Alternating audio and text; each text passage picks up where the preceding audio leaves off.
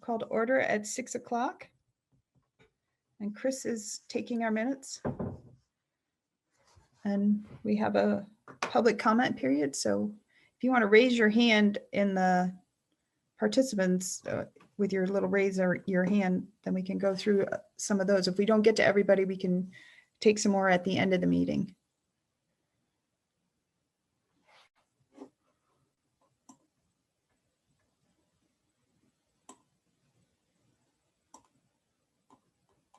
Okay, I'm not seeing anybody with their hands up. All right.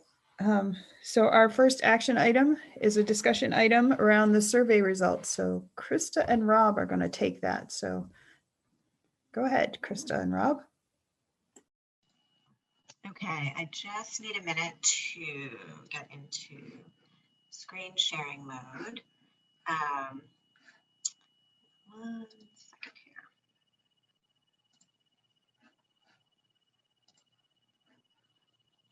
here. Okay, Don, can you just give me a thumbs up if you can see that? Okay, great. All right, hi everyone. So Rob and I have some information to share with you tonight, and we're going to go through this. There's a lot here. We recognize that it's the first time everyone's seeing this, so it'll probably take some time to digest it. So we're going to go through all of our slides, ask if you have questions. I guess we can maybe try to hold them to some different points in our presentation and then again at the end. But this presentation and the summary from the Center for Rural Studies, as well as the raw data, are all going to be posted to our website tomorrow.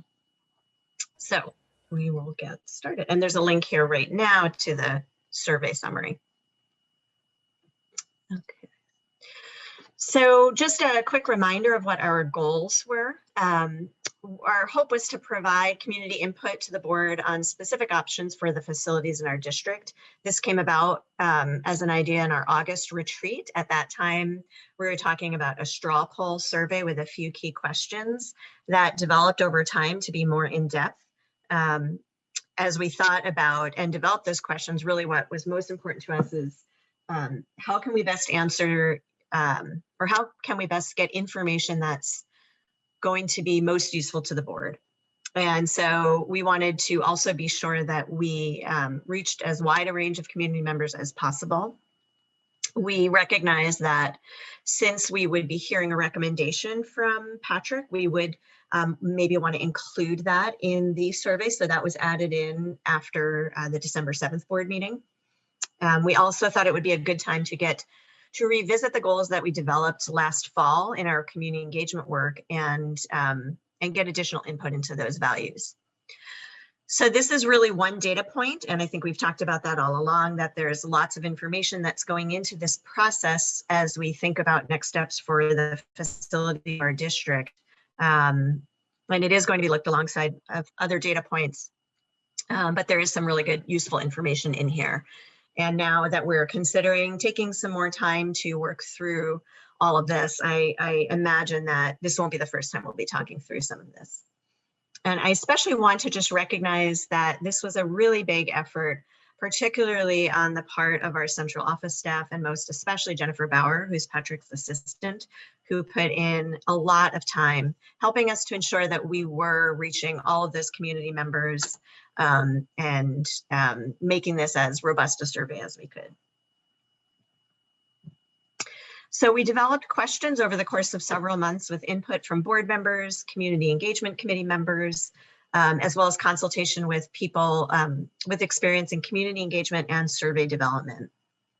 We sent out electronic and paper surveys to all registered voters and taxpayers. We got those lists from town clerks, and that was approximately 6,500 people.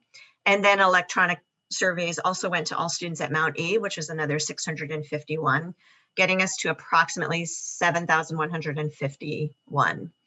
The responses are all anonymous, and all of the data was sent to the Center for Rural Studies, who conducted an analysis of the survey responses. Again, that summary and the raw data, including the over 800 comments we received, will be available to the board and the public we are going to make sure that that data does not have any potentially identifying factors. So I'm going to just go through a quick overview of the respondents first. So of the 1,655 responses, 115 were students, and the response rate overall was 23%. 753 of those were electronic and 902 were paper.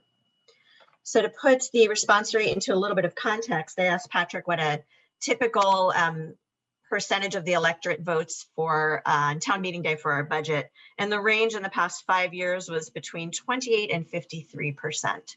So we were a little bit below that typical range. Also of the student respondents, this was sent to students at Mount A, but we did have some students in K through 5 complete the survey as well, but the bulk were in middle and high school. Okay, so you can see how the respondents broke out by town, with Bristol being the largest percentage of respondents at 27.3%. And then going around the circle, we have Lincoln, Moncton, New Haven, Starksboro, and others. Just another point of reference. So 27.3% of the respondents were from Bristol. That the number of respondents represents about 11% of the Bristol total population. The number of respondents from Lincoln represents about 23% of their overall population. Moncton's respondents represent 16%. New Haven's represent 15%, and Starksboro represent 11%. So we're always, in all the ways we're engaging with our community, we're always chasing the folks that we don't hear from as much as we might like to. And that's evident in our responses. Okay, so then we wanted to get a sense of the folks that did respond, a little bit more about them. So you can see on the left the ways in which they've been involved with MAUSD in the past, and whether or not they've attended any of our community engagement events. And so on the left, the chart got cut off on the bottom 3 categories. So I just spelled them out for you here so you could see the folks that currently have children or grandchildren at MAUSD, previously had children or grandchildren at MAUSD.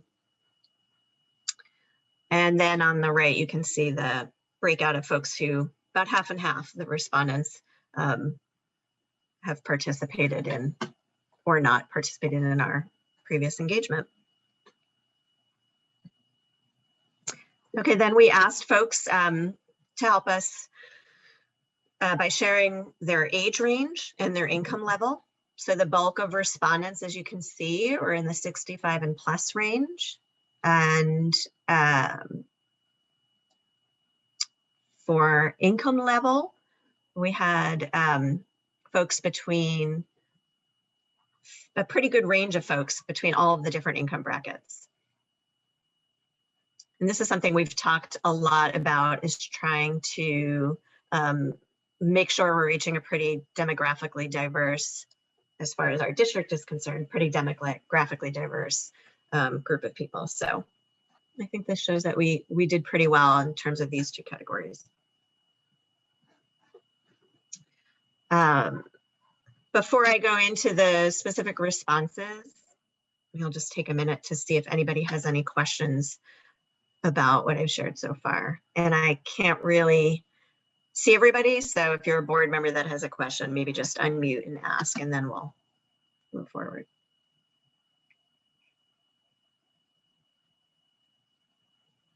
Okay, I'm going to take that as a no, but if I missed you, just jump in. Okay, so the first question was asking to indicate your support for closing your town school. So you can see overall the opposition to closing your town school, when you add up all the opposing categories, comes to 72.5%, and the support is 27.4%. In a few minutes, Rob is going to jump in, and he's going to share a much deeper level of analysis on this in terms of how that breaks out by tone and by income level. Okay, looking at closing other town schools, adding up again all the oppositional categories, you get 56.8%, so that number goes down a bit. And the supporting categories are 43.1%.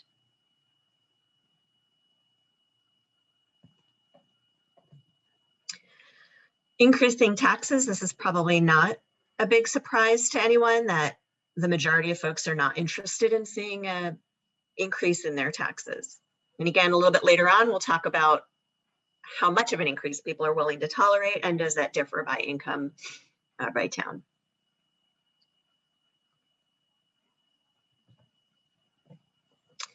And then we asked about the reduction of staff and programming. And you can see it's a little closer to even in terms of the support and opposition.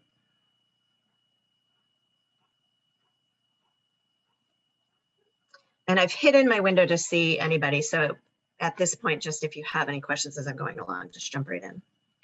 Okay, so we asked a question about how you would feel about, do you support whether we merge with Addison Northwest? And so you can see here, 56% of our respondents support that, and 43.8% are in opposition.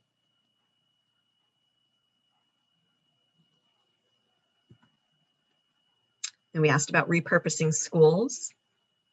So we've got 56.4% of folks who support and 43.8% who oppose that.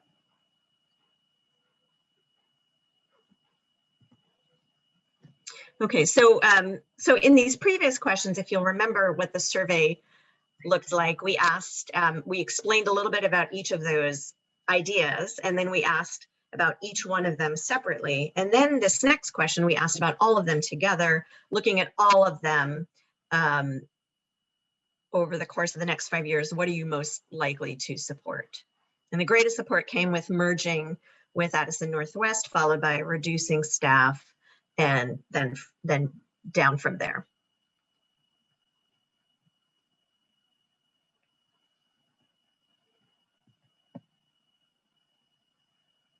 Okay, then we wanted to get into a sense of that tax increase. You know, I know from being on the board, we talked a lot about budget increases and kind of pondering, well, how much is too much? And this question was designed to try to get a sense at, you know, if you say you're okay to increase your taxes or you don't want your taxes increased, can we finesse out a little more? What is your, you know, what level of increase would you consider?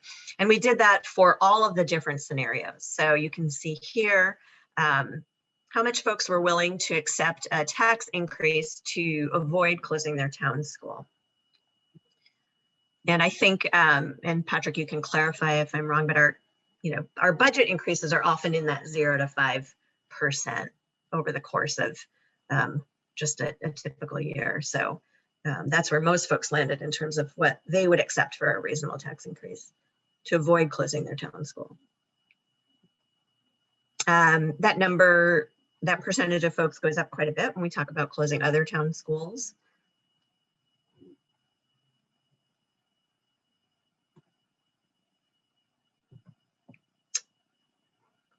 And then merging with Addison Northwest. Those top two numbers, if you can't see them well, more than 30%. So 3.4% of respondents said they would be willing to have their taxes increase more than 30% to avoid this scenario. The one below it, 21 to 30% is 3.0, and then 16 to 20 is 4.1. Sorry, they're a little bit hard to read.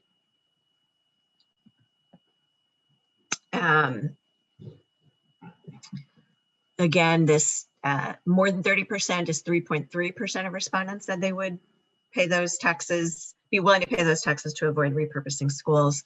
21 to 30% of tax increase is 3.2%. And then I think the other numbers are pretty easy to see.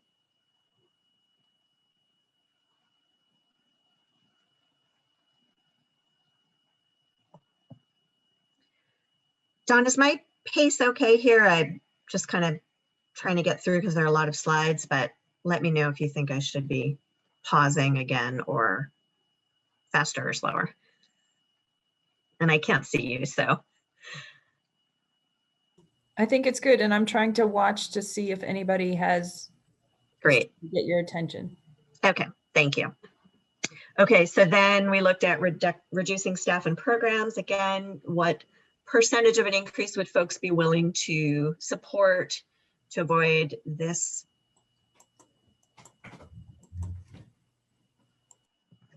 Okay, so that's all the scenarios. Now we asked a question. We asked two questions about values. The second question we wound up not being able to analyze because there was some discrepancy in the way we wanted to ask it and then the way we were able to ask it using SurveyMonkey. So the first question was to let us know how important these values that were developed last fall are to you. So folks could choose between, let's see, not at all important, I think was all the way through to very important, not important, somewhat important, important, or very important. So when you add up the somewhat, or sorry, when you just look at the very important, these are how the values play out for folks. So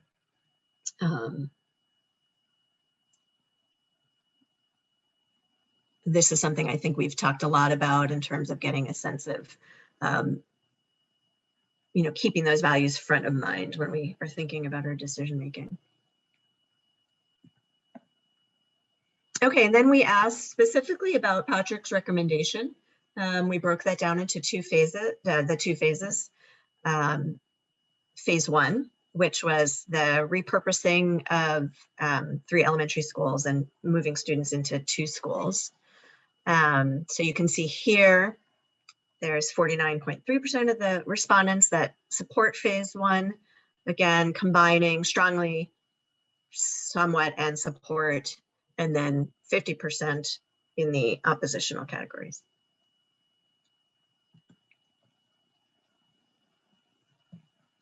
And that support increases a little bit when we talk about phase two, which was the merger with Addison Northwest.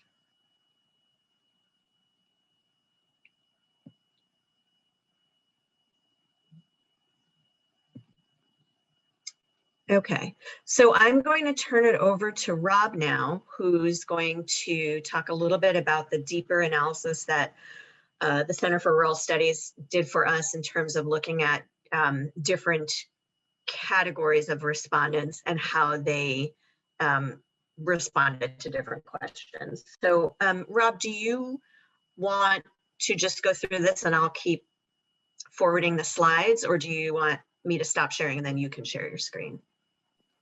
No, I think you should maintain that privilege. Okay. Disaster. Okay. All right. I'll wield the superpower. I'd have all the Hollywood squares. I wouldn't see the. Quick disclaimer: Krista and I received the final report. Was that yesterday afternoon? Yeah. We've been sort of trying to chew on this real quickly, put this together. Obviously, more to discuss.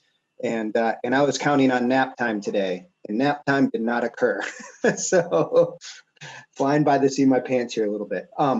Those were the big picture. And then we did the Center for Rural Studies did a little bit deeper dive of our data, and we wanted to break it out looking at by towns, by income levels, and by age brackets, just to see if there were differences among our constituents, among our community members. And as we go through these next couple slides, more than a couple, there are certain areas where our data does have statistical significance. And the best way I can describe it, and I'm not a statistics teacher by any means, is that, you know, we have a 95% confidence rate that those differences aren't by chance, that there is an overall difference between different towns, different income levels, and sort of there's almost a direct association between a town's perspective and their response that's different than another town's perspective or another income bracket. So just you'll see that as we move through the slides. But one thing to note as board members, different towns, different income brackets do have different perspectives on some of those same questions that Krista just presented at a 10,000 foot level. So big picture. Preferred options by towns. The majority of towns oppose closing their elementary schools and increasing taxes. and we can break that out moving forward here. So sort of looking at this graph, again, there are statistically significant differences between the towns. Blue is percent opposing closing your own elementary school versus the percent that support.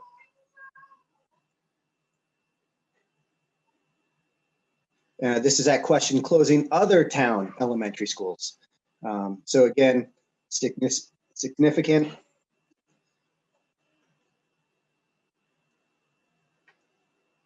Rob, now, can you see, sorry, Rob, can you see the top heading for? I can, yeah, I can. Okay, good. I just want to make sure that wasn't hidden because I can't see it well, but I didn't want to. Okay, yeah. Okay, sorry. And Rob, so- I'm not sure how many of the slides there are, but can we just slow down a little bit? Sure. Can we go 2 back just to the first one, just sit there for like 30 seconds and then go? Yes, thank you. And then just kind of sit with it 15 to 20 seconds. Yeah, no, totally. And at any point, please stop me, ask questions. There are a lot of slides, and if it's just too much, you can look at it, I guess, on your personal time, and as a board, we can discuss it at a later date too. I don't want anyone's head to explode.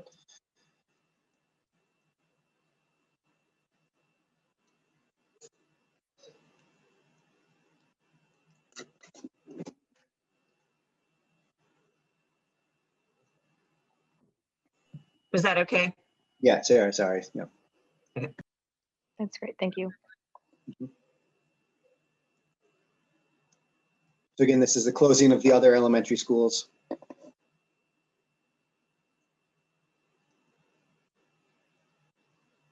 And now this slide, what it does is it combines the 2 previous slides per town in the sense of, support for closing an elementary school, whether it's your own school or someone else's school. So you can compare the different towns and their response overall to the idea of closing an elementary school.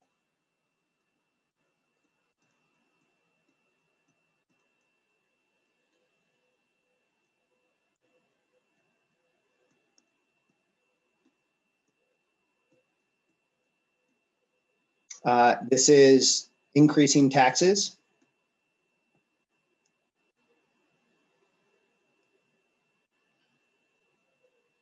So again, thinking of that significance, different towns have different perspectives when it comes to these questions that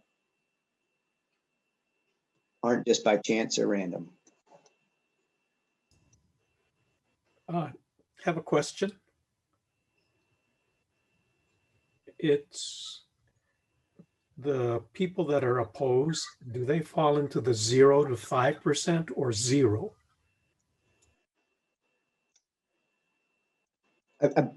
Krista, maybe, I believe the range was 0 to 5. So it's hard to decipher if someone said 0 versus someone said 5. Am I correct? Correct. Yep.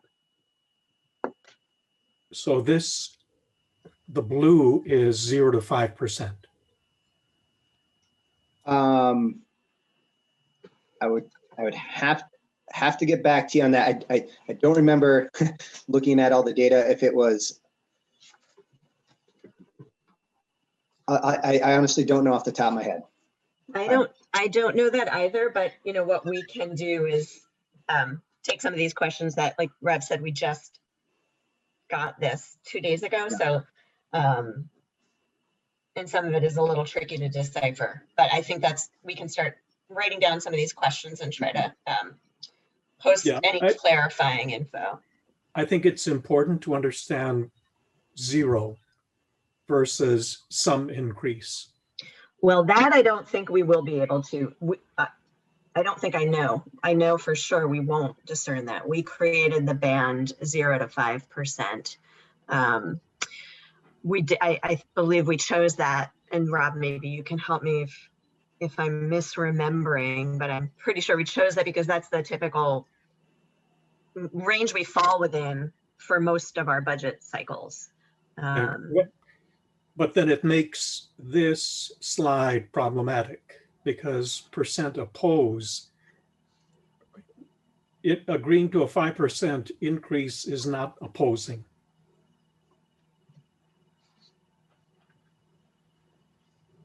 And I would say you're correct. So we'll look into this, and we can get back to everyone. I appreciate that question. So this is Kevin. Is it, I can't remember, is the 0 to 5 an annual increase, or is it over a 5-year period? Oh, that's a good question. Let me just look at the. It was over, I thought it was over the 5-year period. That, we wouldn't ask that question, would be, because only going up 5% Over the in next 5. years is pretty It fictional. was, so the question reads, how large of an increase would you support over the next 5 years cumulative to avoid these scenarios? It's ridiculous.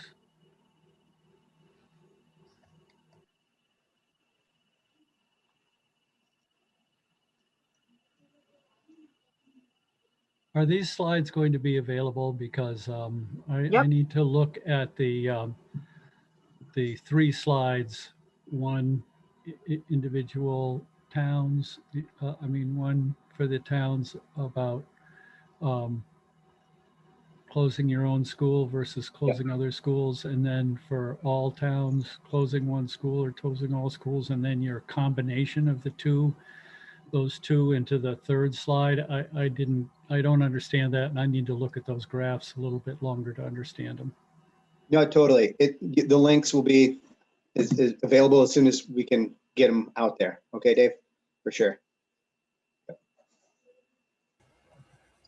Yeah, so this is Steve. So to the gentleman's point, at what threshold do you get put in the opposed category, and at what threshold do you get put in the support category on this slide? Yeah, and I apologize. My bandwidth, unfortunately, is not as great as I'd like to have been in the past 24 hours to have those answers.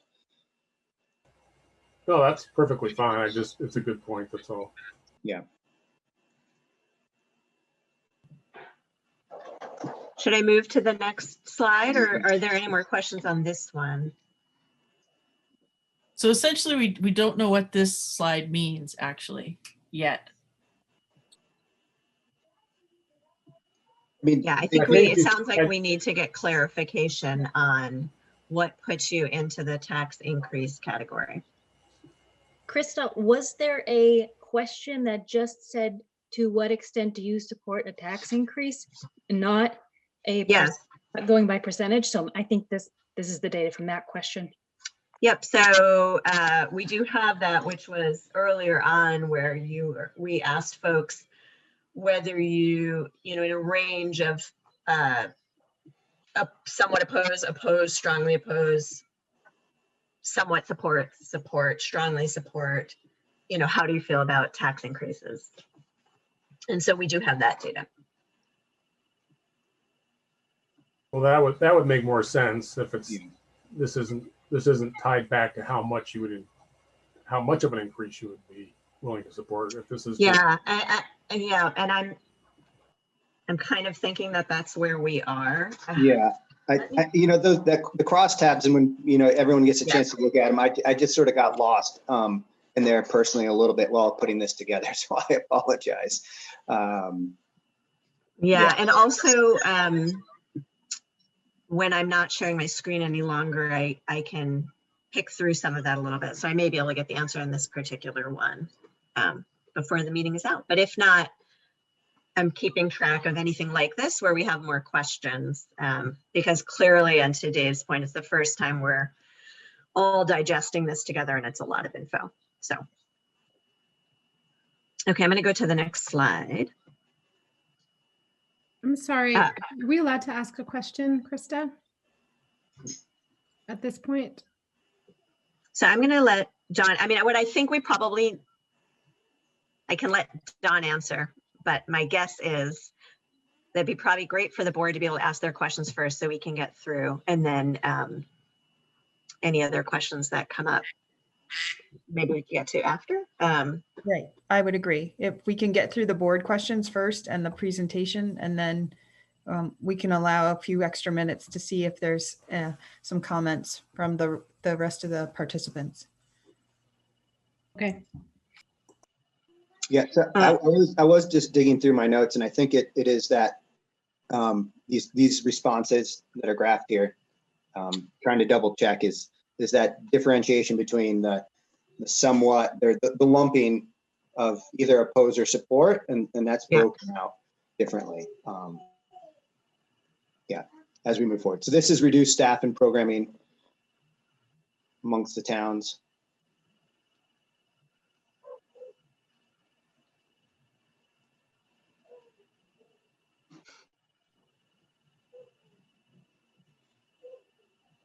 Merging with Addison Northwest School District.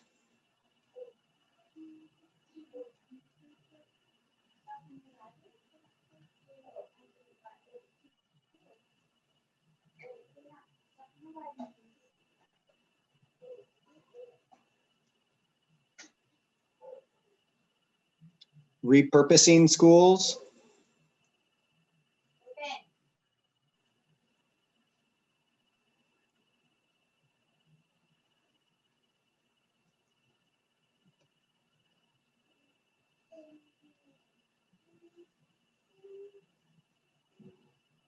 And here's where it gets fun. So earlier on, Krista showed that there were questions of different levels, but the most preferred option when looking at sort of all of those put forth, this is a breakout per town. So each one of these categories, there is significant differences between the towns. So moving right to left, we have closing other town elementary schools, closing my town elementary school, increasing taxes, merging with Addison Northwest School District, reducing staff and programming, repurposing schools on the screen. And those ranges up above, the bolded numbers are sort of it's between 5 and 21%, depending on which town you're looking at, or 1 to 11%, et cetera. Yeah, and so again, and I think this helps answer that first question we just had. Again, I think what we're looking at is when we looked at each scenario, I shared the overall responses. Now this is broken down by town, but just looking at the strongly support.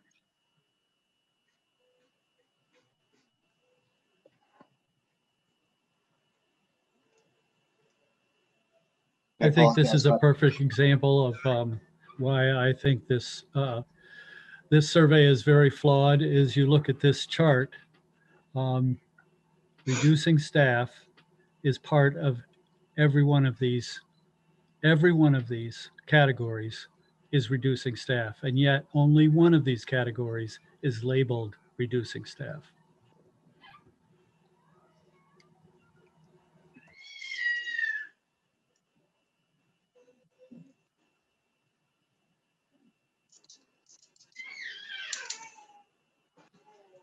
Any other comments or I questions?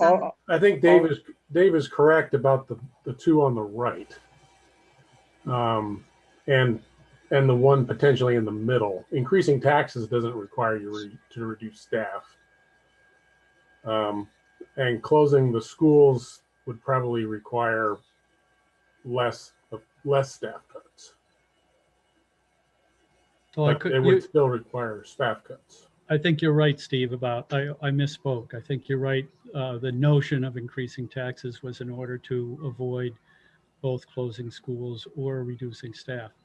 The other categories, in fact, if my understanding of the superintendent's proposal upon which this survey is clearly based, all the others propose significant staff cuts. They may not all be 75 to 90 as in the proposal, but they're all significant staff cuts. I agree. And I'll go ahead, Andrew. Okay, I was just going to say that you know, even if there are some flaws in the study, I mean, it does seem to reflect the emails I get to my inbox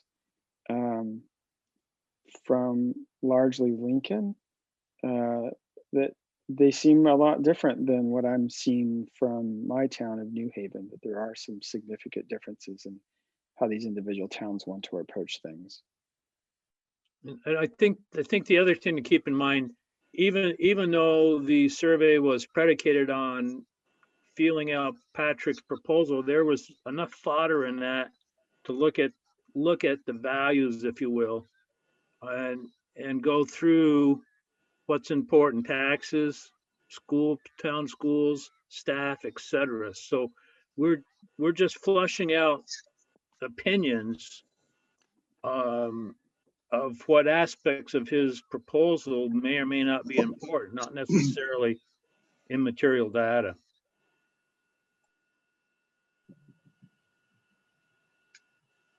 Yeah, when we were going back and forth about the questions, I think what we wanted to try to do was present the different components of the options that have been on the table for a while in some way or another. And then Patrick's option, so that it wasn't just a survey about that one recommendation. So you all make good points. My point is that I received numerous inquiries, phone and email inquiries regarding the survey. And I needed to clarify to all of the people, maybe not all, nearly all the people who inquired of me, that all the proposals required significant staff reductions. And their response was, oh, really?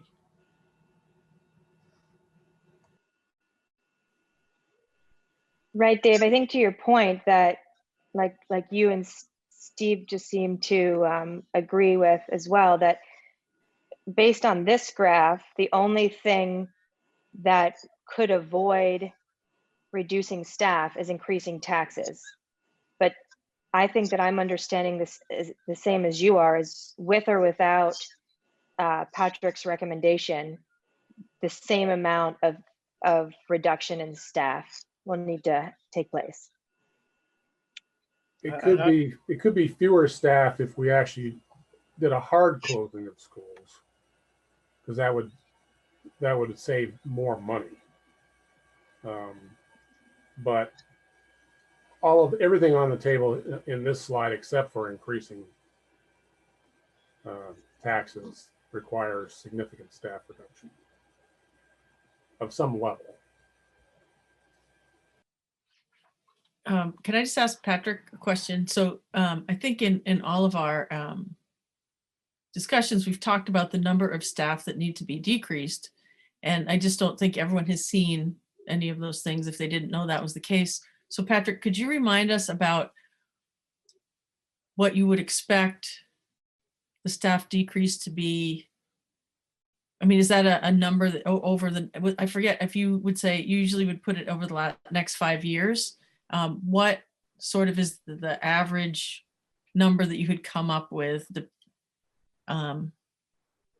irrespective of whatever we choose to do, the number is still within a certain ballpark. Is that correct? Yeah, that is correct. The projections are as many as anywhere from 75 to 90 positions may need to be reduced over the next 5 years. And those reductions would need to happen really almost regardless of any of the scenarios, except the scenario where we raise taxes high enough to not need to make those reductions. Even a tax increase that is significant, but less than what would be needed to eliminate the need to reduce staff, could produce needed staff reductions. And I think our projection was, when we were looking at sort of the upper end of the extreme, you know, a potential $8 million over the spending threshold, that's the scenario where that's about 91 positions. If we chose not to reduce those 91 positions and instead raise taxes to cover all of those 91 positions, that was, I think, just under a 90% increase in the taxes. and the survey had more than 30, I think was the upper end of the limit on the survey. So yes, it is true. In almost any circumstance, we need to reduce a lot of staff. And the question really is which staff, and different scenarios would require different staff. And to Steve's point, it is true, if we did do a hard close on some schools, those facilities related costs, which are relatively minimal compared to the total financial picture, would preserve some staff positions, though relatively small in number. The difference in this scenario is really is, what are the programs and supports and opportunities for students we're left with at the end of those staffing reductions? And that's where I think the greatest difference is in how those scenarios play out. So you're just saying, so as you put in your presentation, yeah, some of the schools would not have much staff left in them if we kept all the schools open. Right. So no matter what, even with all schools open or several schools closed, we would need many staffing reductions, because that's where the bulk of our expenses are. So that's where the bulk of the savings would need to come from. The other, as you're talking about that, Patrick, the other flaw in the reducing staff and programming category is that in one of these scenarios, the one that you've proposed, you're not actually proposing to reduce programming. So they don't necessarily go together. Correct. I would agree with that statement.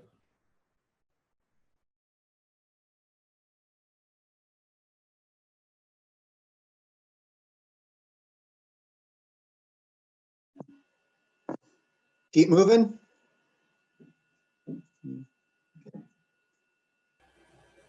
Yes, Krista? please. Yes, please. Krista, I don't know where you went. I'm here. I think I went to the, did I just go to the next slide? I believe so. I don't have Okay. two monitors, so or this printed out. Yep, I'm on the next one. So this is looking at the values. one of the values questions, and this is what is the very important value. And you'll know, maybe if you can sort of see it, that the asterisk does represent that there are statistically significant differences across the towns. They're not in every category. Moving from left to right across at least my monitor, first category is academic excellence. The second value is community connections. Third is educators. As we get close to the middle, equity. Next category, social and emotionally healthy kids. Socially, excuse me. Student-led learning, personalized learning, town schools, and varied and flexible programming.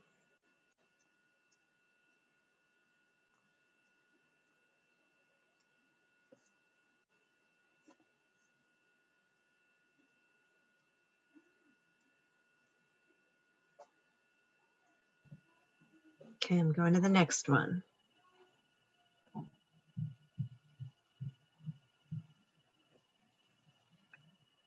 Okay, Rob. So now this is looking at sort of tax increase responses by town. Big picture takeaway, at least that I saw, that people are most willing to let their taxes go up to prevent closing their own town elementary school.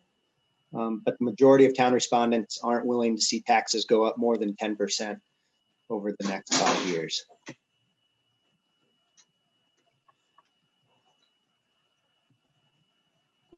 Okay, I went to the next one. So I have a question, if I might, about taxes. So after the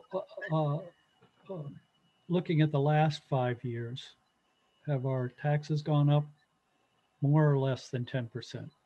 Seems to me it's likely they've gone up more than 10%. And over a 5-year period, I think 10% is maybe close to the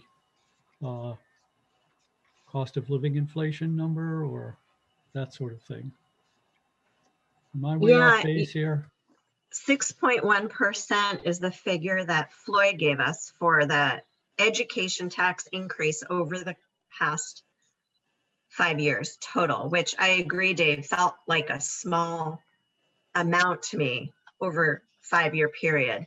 And there was a reason, an explanation was given to me that once given made more sense. But of course, I'm going to look to Patrick to flesh that out a little bit more, or Floyd if he's here. I'm happy to spend a second on that.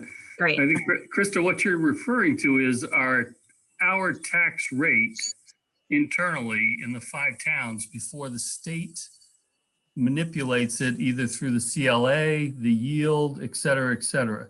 So that's the tax rate that we're starting with. For example, the letter that came out in December is projecting with the yield change for next year, a 9% tax across the state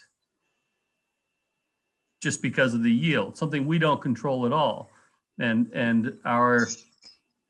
so it's kind of, you're comparing two different pieces there. And I don't mean to be vague or evasive in any way, but you're comparing our tax rate when we hand it over to the state is different than what you and I pay in our taxes once the state does its manipulations. Does that help?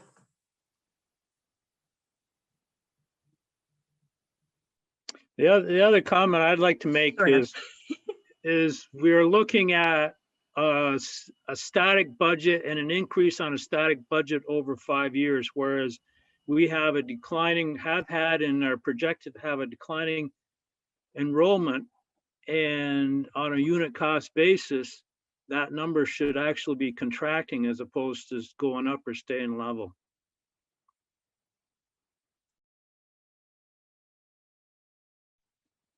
Just as my point would be that, 0 to 5%.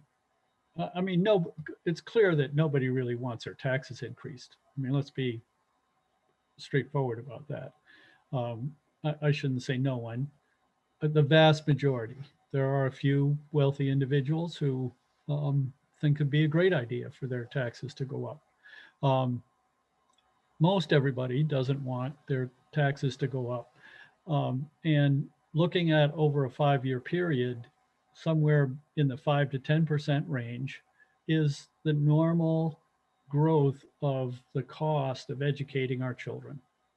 And most people expect that, even though they may not like it, but they expect that taxes are going to increase because costs increase. So to start with a baseline of saying 0 to 5% over 5 years, that's like, I mean, we'd have to cut people even in good times to maintain that level of increase in taxes. Patrick, can I ask you another question? Because I think I know the number, but you might know it better. How many positions have we cut in the last 5 years? Was it close to 50? Yeah, I'm thinking more in the last 3 or 4 years, it's been about 36, 35, somewhere in that range. Mm-hmm. In 3 years? 3 or 4, I'd have to go back and double check. Because I think for 5 years it was over 40. When I did the video and looked at the stuff, it was like in the lower 40s over 5 years, but I'm pretty sure. That may be right. I know in 1 year, might have been in building FY20, we reduced 15 point something positions, maybe close to 16 in that 1 year. So that I know, like we didn't fill about 9 positions this year. So yeah, that low 40 over 5 years is at least in the ballpark. So you're talking about double that amount in the next 5 years, pretty much, give or take. Yeah, yes. Okay, thank you. We got a lot of people on the call, so I want people to hear that because we have talked about that. It was in the video, it was in some other places, but I know it's hard to watch everything and get all the numbers. So thank you. And Patrick, can I also ask to that question of the number of staff that is going to need to be reduced in the next 5 years, have we budgeted in career change incentives? Can I suggest that we get through these slides? These questions are Yes. sort of veering off the agenda, I think. I mean, they're not that they're not important questions, but I think we need to save those up for after we're done doing this presentation. And Yeah, I'll be that really makes sense, brief, and Steve. just to not leave you hanging, Sarah, the answer is we do not budget for career change incentives because in most cases, in fact, in all cases so far when we've offered these, the cumulative effect of offering those career change incentives produces savings. So it may be less savings than we'd realize if the same number of people left without a career change incentive, but nevertheless, it's still savings.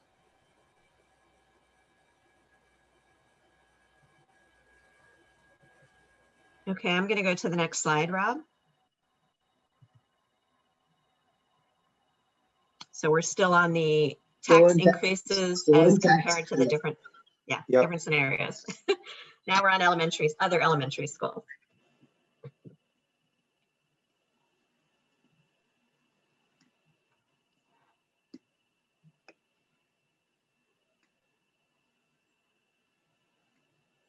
And I do want to be thoughtful of the time, Dawn or whatever. I mean, we have a lot more slides to go through. Yeah. So. Patrick is able to give us a little of his time. So I don't want to take, all of his time though. So if we can just keep moving along, and remember, board members and everybody's going to get to see this information and study it longer. And this is not the end of the discussion. We're going to keep talking about this. So this is just the first look. Okay, so I'll keep going. Yeah. So tax increases to avoid repurposing schools.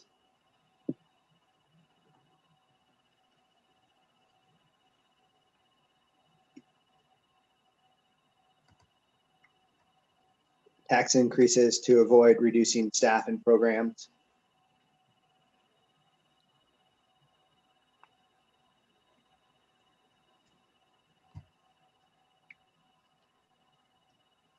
Could I just add that in the future, I think it would be good for us to see this stuff first to be able to analyze it ourselves, because this is kind of, I don't know how useful this is exactly. Kristen, I completely agree. I've said the same thing, and I'm not trying to be a hypocrite. We got this report yesterday afternoon, and right. So no, I'm not criticizing anyone in general. I just think, timing isn't always good. So just saying that I'm not sure how valuable it is seeing these for the first time now and trying to process what they mean. That's why I was asking a lot of questions, because what meaning are we trying to get out of this and to let people know? So that's why I was asking deeper questions to actually get to actual information that exists, so to speak. Well, I would argue this is actual information. Right, but having to go over it so fast might not, anyway, never mind. Let's just keep going. Yeah, I hear what you're saying, though. I completely empathize with that, and I apologize. Well, again, nothing to apologize for. It's just, it's the way it's worked Nature out. of the beast. So again. Yeah. Okay. We're getting toward the end, actually. So Rob, this is, yeah. So big picture again, pulling out now, looking specifically at the recommendation phase 1 and phase 2, support or opposition. The majority of respondents in Bristol and Moncton and New Haven support phase 1 and phase 2. The majority of respondents in Lincoln and Starksboro oppose phase 1 and phase 2.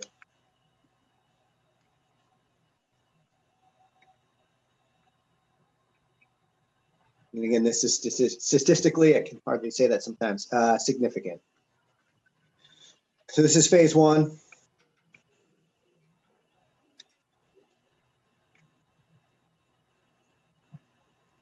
And here's the breakout for phase 2. Again, phase 1 is repurposing of 3 elementary schools, and phase 2 is then merging with Addison Northwest.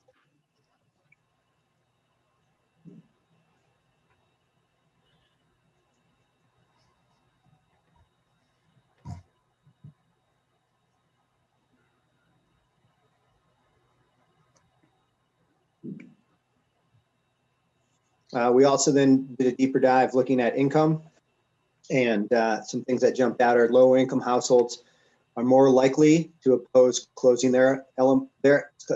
closing other elementary schools, increasing taxes, merging with Addison Northwest, and repurposing schools. They are more likely to support reducing programs and staff as compared to higher income households.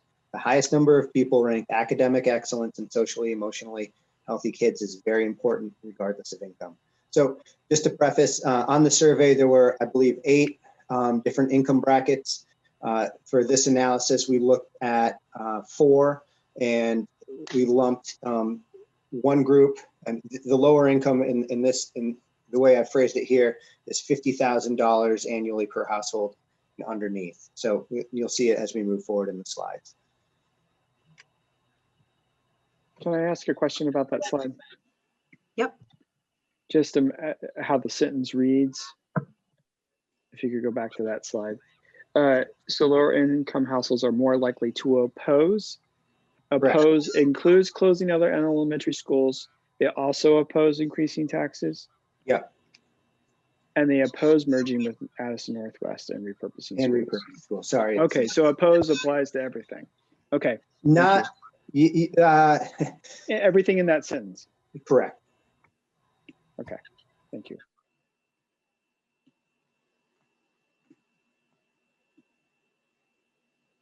So again, here's those breakouts looking at those 4 income categories. Closing my town elementary school.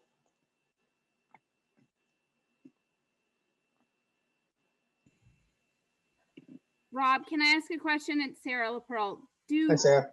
Hi. Were the students included in an income bracket, or did we pull them out for this part of the survey? I would have to look at the CRS report. I don't know off the top of my head. Okay. They were not pulled out. Okay. Yeah, we had a limited amount of pulling out we could do. Okay. Based on our contract. And so we had to choose between age and student. So they were not pulled out. It's important to note regarding taxes and income brackets that households with incomes of less than $47,000 have a hard cap on their property taxes. Thank you, Dave.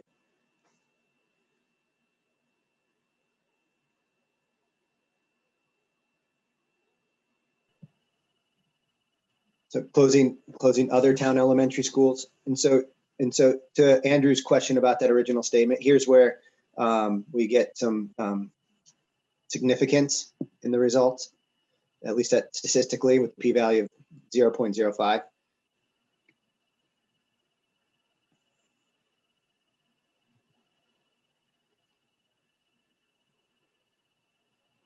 And then this is just sort of looking at support for closing elementary schools in general. So whether it's your own in your town or someone else's in their town.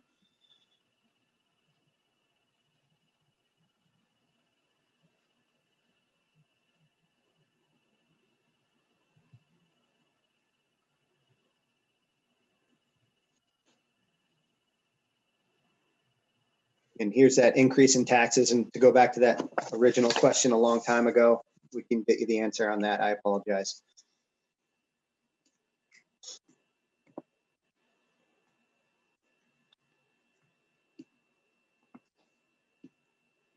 Reducing staff and programming.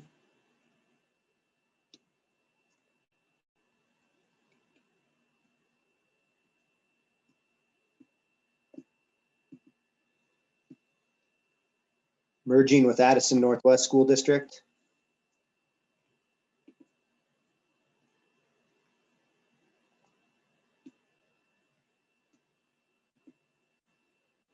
Repurposing schools.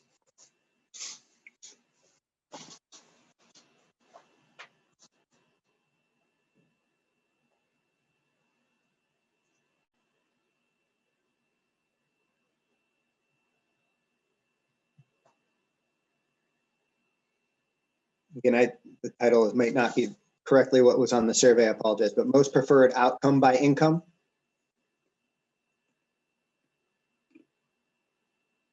So moving across your screen from left to right, closing other town elementary schools, closing my own town elementary school, increasing taxes, merging with Addison Northwest, reducing staff and programming, and repurposing schools. Do I read this chart correctly, Rob, that the tallest graph here is a yellow graph merging with Addison Northwest? It's labeled 36.3%. Correct. Does that mean that there's 64% that are opposed? Basically, it's saying that of people that make their household income of $150,000 or more, 36% of those respondents, that was their most preferred option.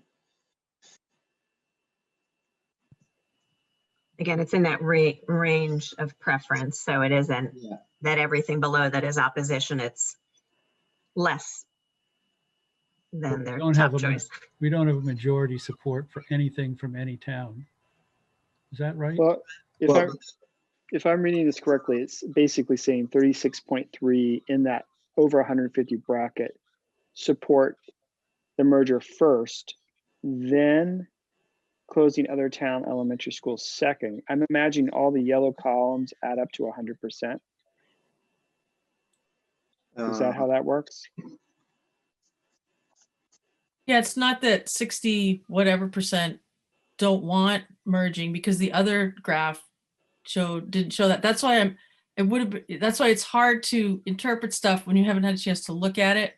So it doesn't mean that 36, 46, 56, that 64% of people in that bracket don't want that to happen. So that's why I think we just need to know what we're looking at before we make any assumptions about the data.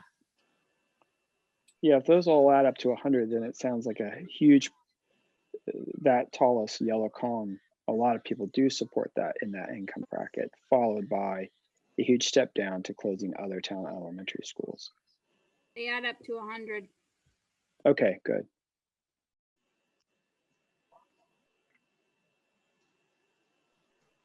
Thank you, Sarah. Yeah.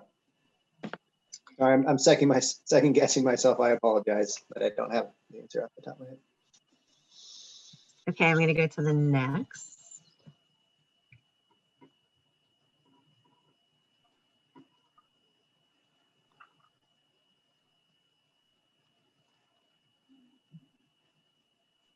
This is looking at the values. So percent of respondents indicating these values were very important in that sort of scale. And we do see some statistically significant differences, not across the board, but in those asterisk columns.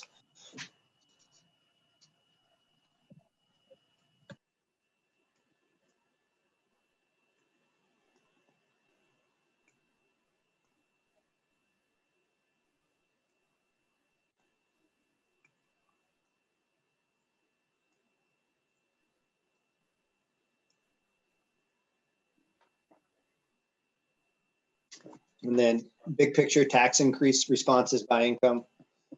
As Dave said, most people don't want their taxes to go up, but people are most willing to have taxes increase to avoid closing their own elementary school, but it's not necessarily by a lot.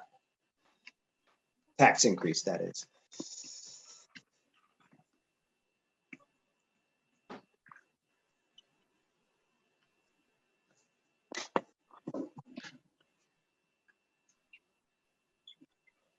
And this is looking at closing your own elementary school.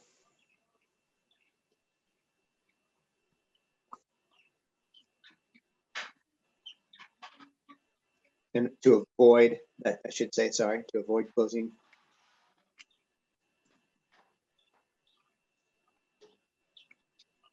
To avoid closing other elementary schools.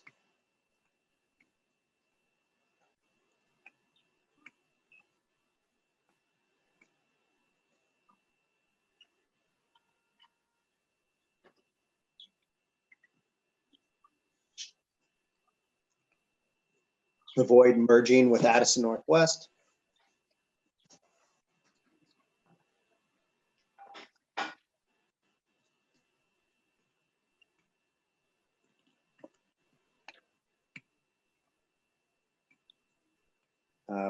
It's taxes to avoid to avoid repurposing schools.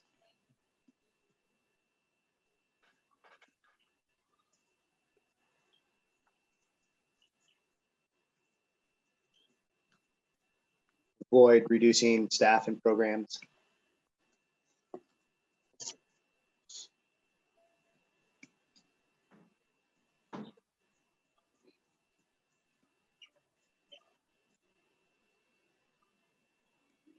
And then this is sort of a percent of respondents willing to have their taxes increase more than 15% to avoid the different, to avoid the different scenarios.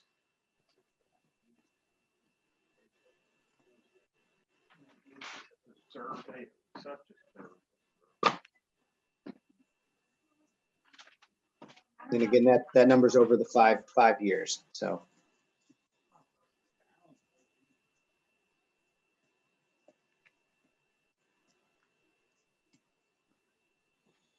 This is the last section. Thank you for 2 more slides. Thank you for staying with me. Wonderful. You're doing questions. great. Phase 1 and 2 support opposition by income. The majority of lower income respondents oppose both phases of the proposed plan, while higher income respondents support both phases of the proposed plan.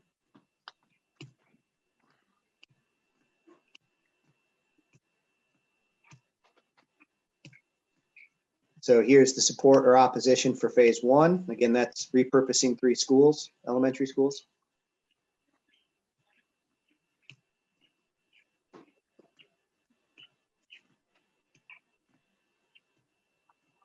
And support or opposition for phase 2, the merger with Addison Northwest.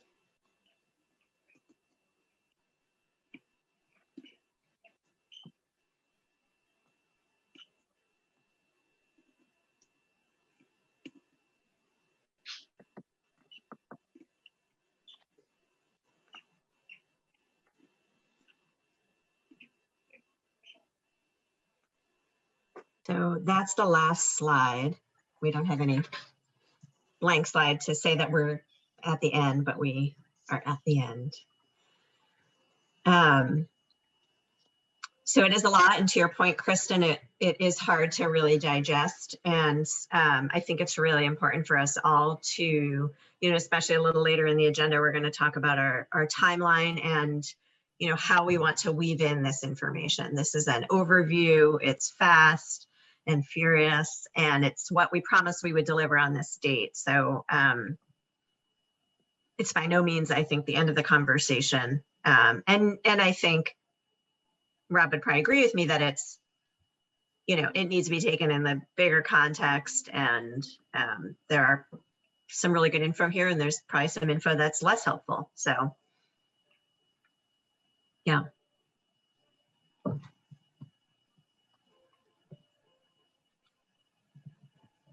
Okay, I guess, do any other board members have questions? Anything you need to understand so that you can, take a look and digest this yourself? No questions, just a big thank you to Krista and Rob for doing this on such a tight turnaround. And there's some great information in here, some things that I actually find surprising. But thank you. Ditto. And I just want to add that this presentation and the summary from the Center for Rural Studies will both be placed on the MAUSD website in the facilities planning section of the school board section of the site. And then as soon as we have a clean version of the raw data, meaning it's got any identifiable information taken out of it, that will be there as well. That may take another day or so too, but tomorrow morning, it's the plan to put at least this presentation and the summary up. Okay.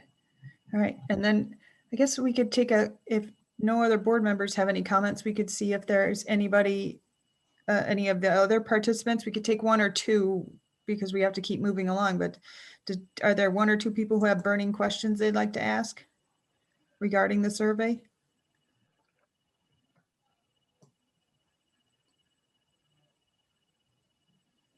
I don't have a question, but I have a comment.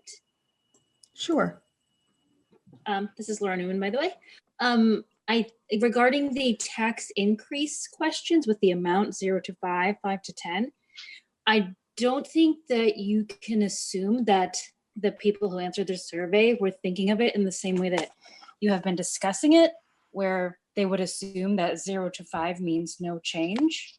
Because when I answered the question, I was just thinking, yeah, I would pay a little bit more to avoid an outcome I didn't like. So it's like, I was thinking of percent change from what it would normally be. Perhaps others were as well. Okay. Thank you for sharing your thoughts.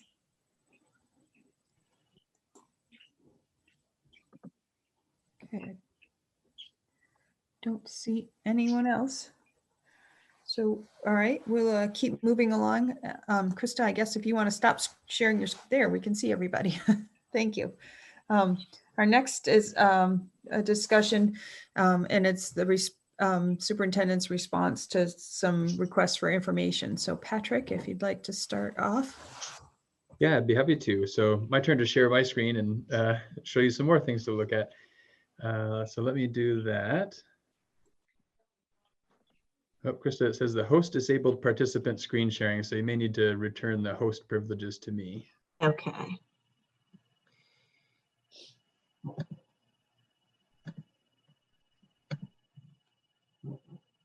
You should be all set. Okay.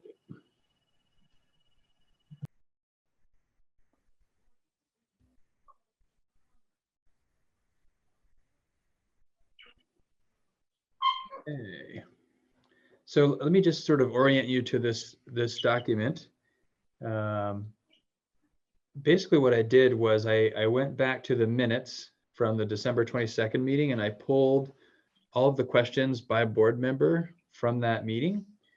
And I'm sort of capturing here, it's a bit of a working document, but capturing the responses to those questions. And I don't unfortunately have full answers for each question, but what you see here is what we have ready for tonight. So I'll kind of walk you through this, and also know that, you know, as I start developing answers to the questions that were posed, it starts to, for some of them, it gets a little bit more muddied. So if I'm missing a point that was really important, or if a board member has a follow-up question based on something that I'm sharing, let's try to capture those. And we can kind of stay in this kind of iterative process as we try to flesh out the answers to the questions that are coming up. Patrick, if I could just ask, is there any chance that you can share that with us so that we can open it on our own devices? It's a little, I don't know if it's just my screen, but it's a little difficult to see when it's shared. Sure. Let me stop sharing for a minute.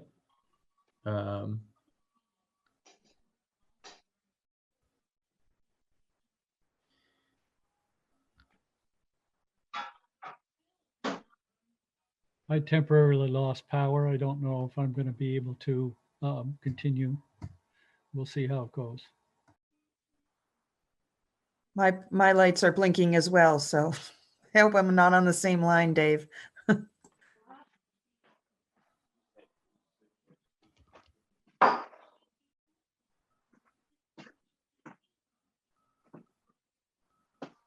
Same here, all the way up in Lincoln, so it's all over the place.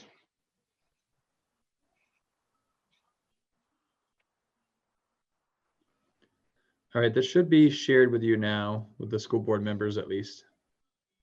Thank you. You're welcome. And Patrick, I don't know if you can just zoom in just one more click or something. Huh?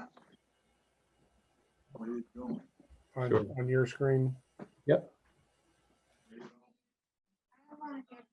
Is that better? All right, I'll shut it off. All right, so you should be seeing, I have 3 screens going, so I want to make sure that the screen that you're seeing is the screen that I'm anticipating you're seeing.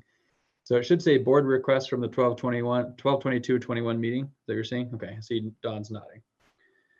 So again, I just tried to take the questions that were posed, pulling them directly from the minutes, and just sort of who's working on each of those questions and what the status is of those questions. So the first question that surfaces here was one that Andrew raised, which was to take a look at a side-by-side comparison of the proposal that I made versus 5 years out with the same infrastructure that we have now while staying below the spending threshold.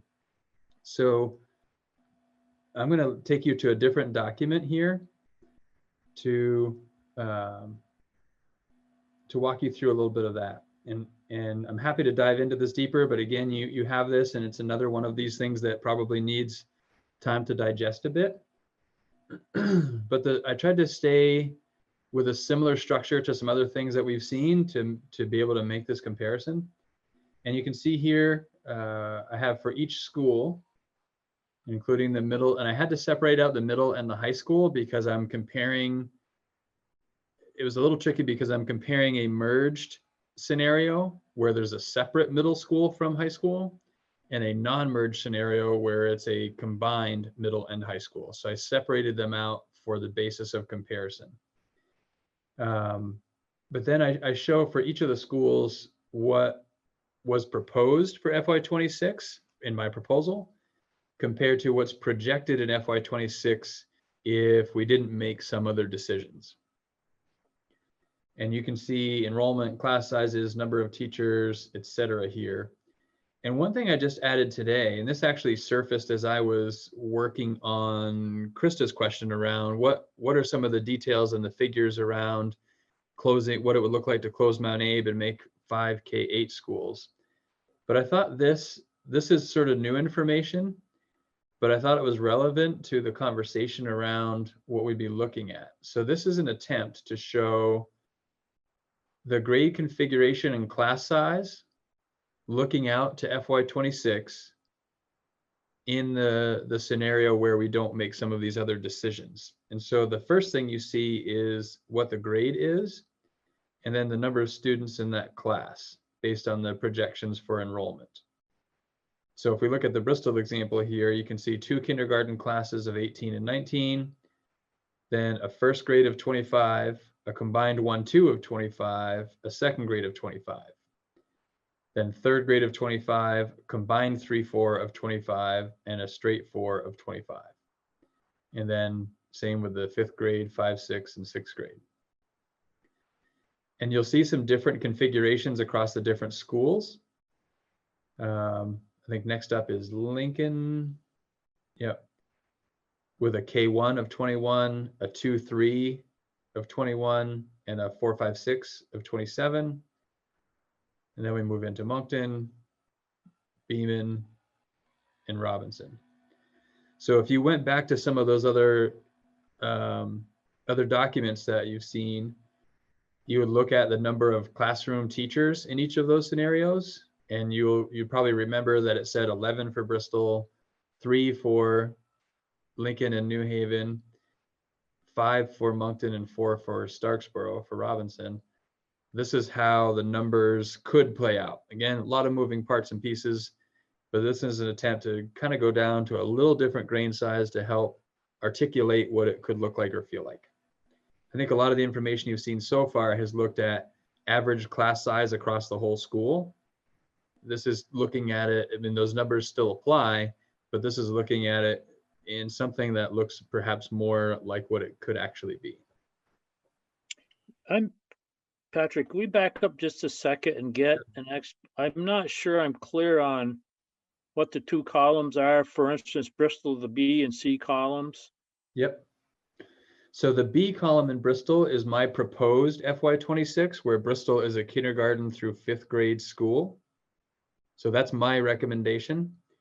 And the projected FY26 is if we didn't repurpose schools, if we didn't raise taxes, if we didn't do some of these other mitigating things, this is what I think it could look like in FY26 for staffing. This was the request was for a side-by-side comparison. And I'd be looking to Andrew to see if this hit the mark or missed the mark in terms of what the question was intending.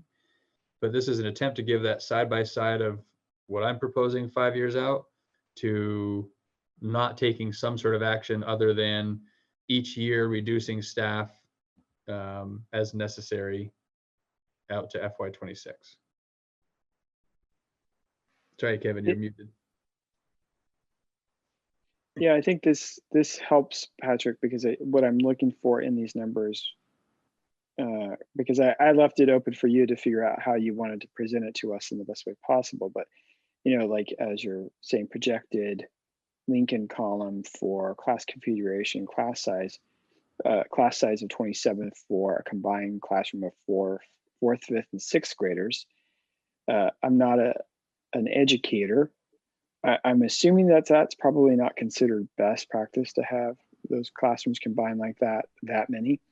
And then also just looking at like nurses and counselors and seeing how certain schools have more access, certain kids have more access than others. So I think that's helpful. Yeah, and the question really is, so what's the story behind the numbers? And as you start looking at these numbers and weighing the comparisons, there are a number of stories behind the numbers. So Patrick, can I ask a question? It's Krista. So, but this doesn't show what it would look like if we didn't have middle and high school faculty. right. So this is not an effort to respond to your question. Okay. I'm working on a different table, again, trying to keep a similar format that does show that. And unfortunately, that's one of the things I don't have ready to go for tonight. That's okay. Thank Still you. in the process. Patrick, is there anything in this sheet that you could just highlight for us, like a couple things that were striking for you where it becomes glaringly evident that there's a stark difference in equity? I mean, for me, when you look at the grade configurations, and you pointed that out, you know, a 4, 5, 6 of 27, that shows up in a couple of different places, a 2, 3, 4. So if I'm looking at the Beeman situation, a 2, 3, 4 of 27 and a 4, 5, 6 of 27. Concerning. Looking at Robinson, class sizes of 28 in the upper grades, combining two. I think to say those aren't best practice is a fair statement. Others may make even stronger statements than that. I also think, and again, I think you you pointed to this, Andrew, the access to supports. You know, when I think about different kinds of needs that students have and the proportion of time that an adult with special with training specifically designed to help meet that need is going to be in their building, that's concerning to me. Whether you look at nurses, as you mentioned, guidance counselors, interventionists, even administrators, you know, working with a student or a family through some challenges, the lack of availability of all of those supports is concerning, in particular when we combine that with class sizes in the mid to upper 20s with a combination of grades. And you know, and this is where it starts to become more complicated, that we could look at making smaller class sizes and not having so many grades put together. But if we need to achieve those FTEs somehow, that means those FTEs come from somewhere else. So if we look at, I don't know, you could take your pick of the least tenable situation here from the grade configuration column or row. But let's take if we take the Beeman situation, let's say we wanted to add a classroom teacher, make a fourth classroom to get class sizes down and not have so many grades combined. We've got to come up with 1.0 FTE somewhere else, most likely within Beeman. So that 1.0 FTE, let's see, when you combine art, music, wellness, library, guidance, nurses, we're just about there, right? So to create that 1.0 FTE decimates something else. So we're in this situation of, is it better to have higher class sizes and mixing grades so that we can have access to a nurse and PE and health and all these other things that are really important? Or do we forego lots of those other things at all in order to get class sizes and grade configurations more conducive? That's the dance that we would be doing without making some sort of structural change to avoid that. And I think this reminds me of how this fits in with the point Steve made last week, was it? That we had another board meeting about like if folks are not in support of or don't like the current proposal on the table, that if we did nothing, this would be the option. This is the projection out 5 years from now. It could look a little different, but essentially, if we do nothing, the schools we have now won't look like this 5 years from now. This is what we will have. Yeah, that's exactly it. And I think if you were to take this information, this sort of side-by-side comparison here, and go back into my presentation and look at the school building layouts that I had kind of color-coded with different FTEs in there, probably the two together help. Those were my attempts to paint that picture of what it looks like if we don't do something. And I think, just hearing feedback from the community, clearly there's more work on my part to do to try and help paint that picture. This hopefully helps a little bit, but I think I need to keep thinking about how do we, to Steve's question, which I thought was a great one, people can conceptualize what it means to vote for or against my proposal, but they don't necessarily know what they're voting for if they're voting against it. And I feel an obligation to help do whatever I can to try and articulate that. And it's so hard to know with so many moving pieces exactly what it will be. And I don't want to be sort of a fear monger putting out extreme worst case scenarios, but we also need to know what really could be. And I think this is at least a potential representation of what could be. Patrick, this is Rob. I have a question regarding just looking over at the high school enrollment. A merged high school would have in FY26 659 kids. So is that number, you go from 404 to 659, is that based off of Addison Northwest NESDEC projections? It's a combination of Addison Northwest's NESDEC projections and our NESDEC projections for what we'd have for 9th through 12th grade in FY26. And I think the story there, you could look at the programming, but also the efficiencies, right? So if we look at English teachers, for example, in walking through this with Shannon, our high school principal at Mount Abe, trying to find that line of number of positions needed to continue to offer a breadth of programming that we're striving for, with needing those efficiencies, right? So 6 English teachers, presumably for 659 students, but we would work hard to try and keep 5 English teachers for 404 students. So there's an inefficiency there that costs money, but it's an attempt to keep a breadth of programming at the secondary level that we think is important to have. So I think that there's a story there to be told as well. And there's a similar story to the access to supports for secondary students as well. And Patrick, this is Rob. Can I ask one more question? Do they utilize the same, maybe this is going further down the road, but do they utilize the same MTSS system as we do?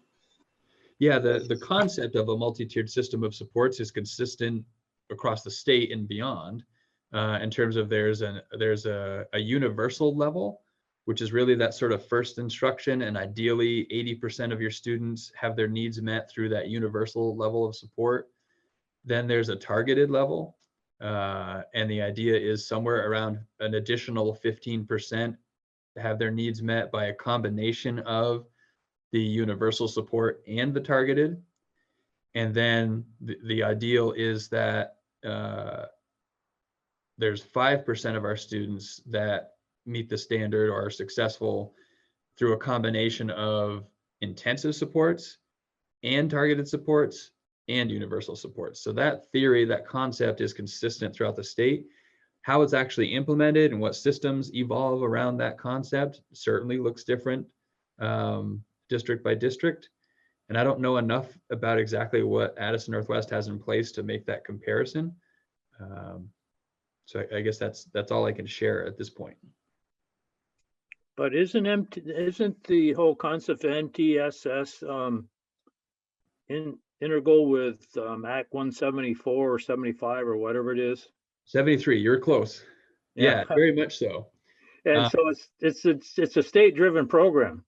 Yes, and in fact, if you remember, those of you that are on the board and have been for a while, several years ago when we made some pretty significant changes, I cited the DMG report pretty consistently, and that was a really significant document in the decisions we made to create some different systems. The MTSS, the multi-tiered system of support,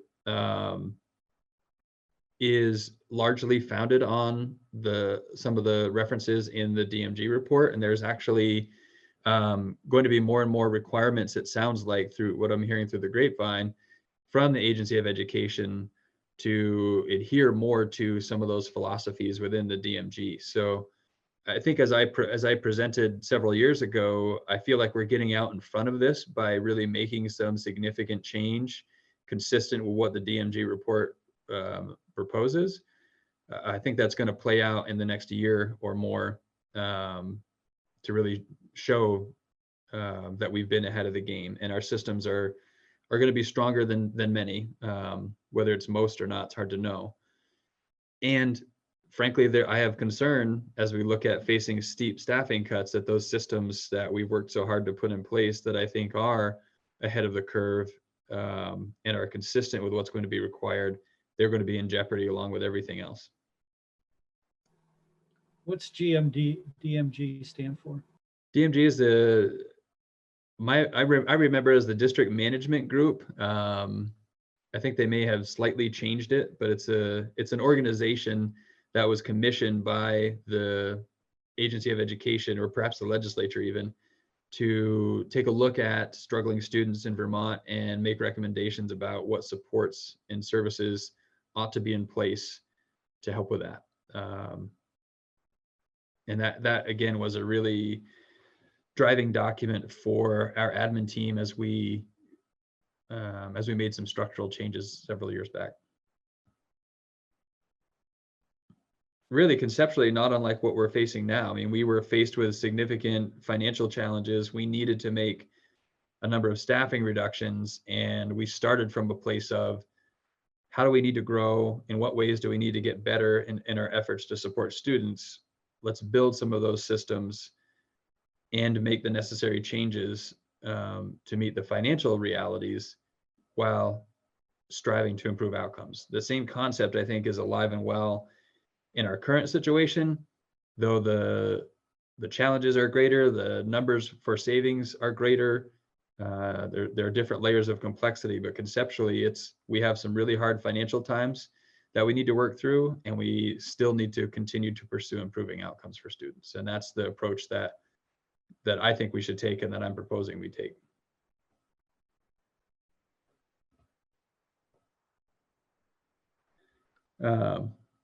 And then I did the same thing. So kind of looked at FY26 in what I proposed. And this is as a merged district. So this would be sort of the combined central offices, if you will, versus FY26 if we were standalone still and we're just MAUSD.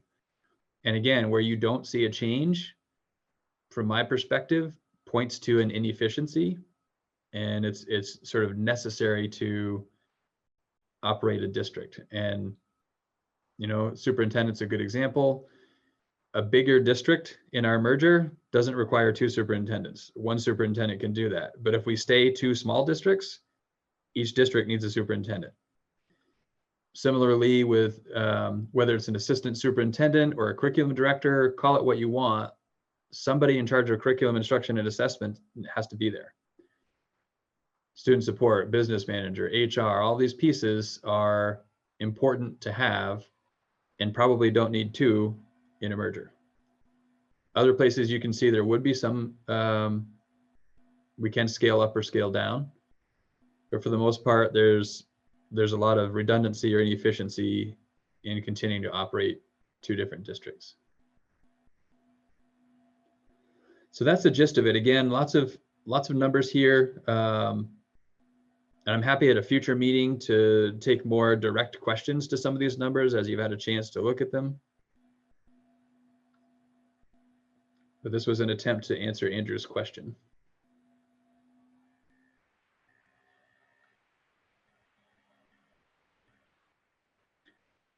We okay if I move back to that document and work through other questions? I think so. Okay. So back to other requests. So I captured some of the responses to these in some more narrative form. Caleb was next up in the minutes, and he wanted a legal opinion. And a lot of these questions have legal portions of them. So you may see some of this information repeated in a couple of the responses. But a legal opinion to make sure the proposal abides by the Articles of Agreement in Act 46. And so in conversations with Mr. Mube, with Bill Mube, our new counsel that you got to meet recently, I don't remember when that was, his opinion is that the MAUSD board, and some of this may differ, right? So he's been doing some additional work since he was last with us. I've actually reached out to the Agency of Education's council. It's actually the council that supported, at the time, ANESU in the merger study. And so information we've collected from the Agency of Education's council, in addition to work that Mr. Mube has done, has changed his thinking a bit since last time he was with us. So you may see some things that are a little different than what you heard. Mr. Mube's opinion is that the board has the authority to repurpose schools in a manner similar to the proposal that I made. His opinion is that the board also has the authority to change articles outside of those warned when forming MAUSD. So when MAUSD is formed, there was a warning put out, just like would need to happen for anything that's on a town meeting day ballot. In that warning, there were specific articles referenced. Those articles are included in Article 10 in our Articles of Agreement. And the board does have the authority by a simple majority of the board to change any article that is not in Article 10 or doesn't modify Article 10, right? You could change an article outside of Article 10 that could modify an article within Article 10, and that is something that gets complicated and isn't as clear. But changing an article outside of Article 10 that doesn't modify something within Article 10 is within the authority of the board by a simple majority vote. Anything that is referenced in Article 10 can only be changed by a vote of the 5-town electorate in a commingled manner. Right. Sorry, somebody asked a question, but I didn't quite. Yeah, this is, sorry to interrupt you. I thought you were done. This is Sarah McLean. Do we have a written legal opinion that can point to this? Because like you had said, when we met with Mr. Mube, okay. When we met with Mr. Mube on the 13th, he didn't give any kind of clarification to any of these points. I was just looking back on my notes, and quite to the contrary. I mean, he was like, no, I think if you want to change in articles, then you need to get a merged vote from the district. And he also anyways, there was not a lot of clarity. So I would love to read a document that kind of outlines what you're saying, so that, we can just can be clearer to us all what the legal opinion is. Yeah, so in talking with Mr. Mube, he is interested and willing to go into the depths of that conversation, but he's only willing to do that in executive session because he feels he needs to be looking out for the best interest of the district. Having said that, coming out of executive session, if the board had things that it agreed should be aired in public session, it could do that. But Mr. Mube isn't going to be in a position of doing what he regards as not protecting the interest of the district. So there's an opportunity for that, and that's something that I think the board has to take up in consideration and can be on a future agenda.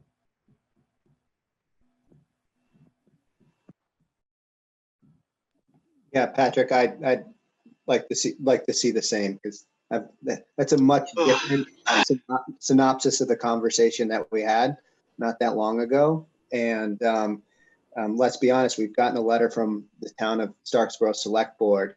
We've gotten a legal opinion from the town of Lincoln. Going through the legal avenues, trying to push this proposal through is not the winning solution here. Just because we might be able to is I think long-term damage to this district. So I would appreciate to see that writing and have that conversation with him. And is it necessary to have a conversation, or can we just see a document, an opinion? Again, from Mr. Mube's perspective, as the person representing us, he's adamant that that needs to happen in executive session, at least to start. Again, what gets shared outside of executive session afterwards, the board can deliberate over. But that's his position. And Dawn and I were on a call with him earlier today. Happy to have Dawn weigh in if she thinks I'm misrepresenting what came out of that conversation. Well, no, I think you are not misrepresenting it. You've said exactly what his message was to us. I was noticing Caleb had his hand up, and I didn't want him to get lost before somebody else. Sure, and feel free to help me. I may not see the hands as I'm sharing screen, so feel free to jump in. Yeah, Patrick, can you just spell out a little bit why we would be changing? So if somebody's outside of Article 10, sort of what was Mr. Mube talking about there? Do you have a sense? Yeah, it connects to, so there was a question around Article 16, and that I think Sarah had a question around that and the legalities around Article 16. So that comes up a little later. Yeah, so and if the board felt that the Article 16 was prohibitive and it was making it difficult for the board to do what the board thought it needed to do, the board has the authority to change Article 16 by a majority vote. But it sounds like Mr. Mube is saying that we don't need to make any change in order to repurpose schools, that no change to Article 16 is necessary. So is that right? Well, I think necessary, beneficial, I think there's conversation to be had around that. I don't know that there's crystal clarity on that question yet. But I think what you represented there was that he's basically saying we don't need to change Article 16 to close schools. That's his opinion, right? Yeah, to repurpose. I believe he feels confident that the board has the authority to repurpose schools as it stands. If there was some question about Article 16 getting in the way of that, the board has the authority to change Article 16. So he would recommend changing Article 16, even though it's not, in his opinion, necessary. Is that? Yeah, I don't know. He hasn't specifically stated with any clarity that he recommends we do or don't change Article 16. He's simply clarifying board authority, which is really what the question was about. What is the board's authority? And he is clarifying that this board cannot change Article 14 since it was included in Article 10 in the public warning. Correct. So that would need a majority vote of the electorate. I'm sorry, go ahead. Sorry, that would require a vote of the 5-town electorate commingled, and then a simple majority would change it. But that basically the provision for closure of schools in Article 14, in his opinion, has no bearing on this type of repurposing.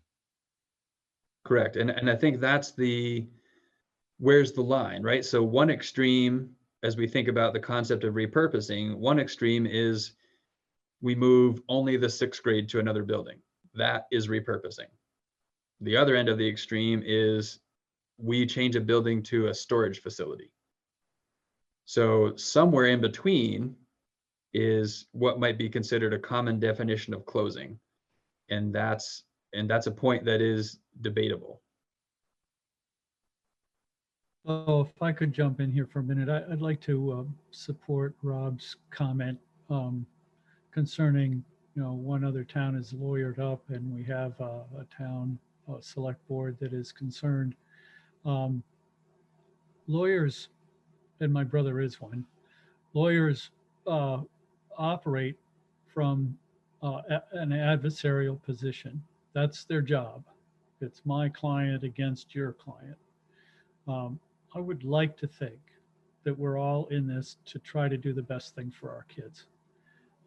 And so I also think it would, if we had, I think the absolutely last thing, like way down the scale, is getting involved in a court and a legal battle. I believe it would do long-term damage to our school community and to our individual towns. And I would like to do anything to avoid a court battle. I'm sure Attorney Mube is looking at this like the board is his client and the Lincoln lawyer is their client and it's us against them. And so we have to set up this legal struggle. That's how the lens lawyers look through. And I don't want to look through that lens. I don't necessarily disagree. And I just for a point of clarification, I'm not offering you my opinion on what the board should do in terms of voting or not voting or do this or don't do that. This is a direct response to questions posed by board members. And for that matter, Mr. Mube isn't even at this point saying you should or shouldn't do something. This is simply offering clarity from his opinion on what authority the board does and does not have as they consider what option to take.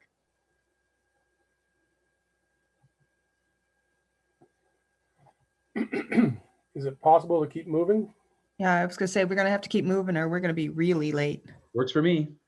All right, Steve Rooney is up with the next question. What's the backup plan if the proposal is voted down? And really, as it stands now, the backup plan is to work as we've been doing, sort of from year to year and responding as the financial picture unfolds, right? FY23 looks worse probably than FY22 and then FY24.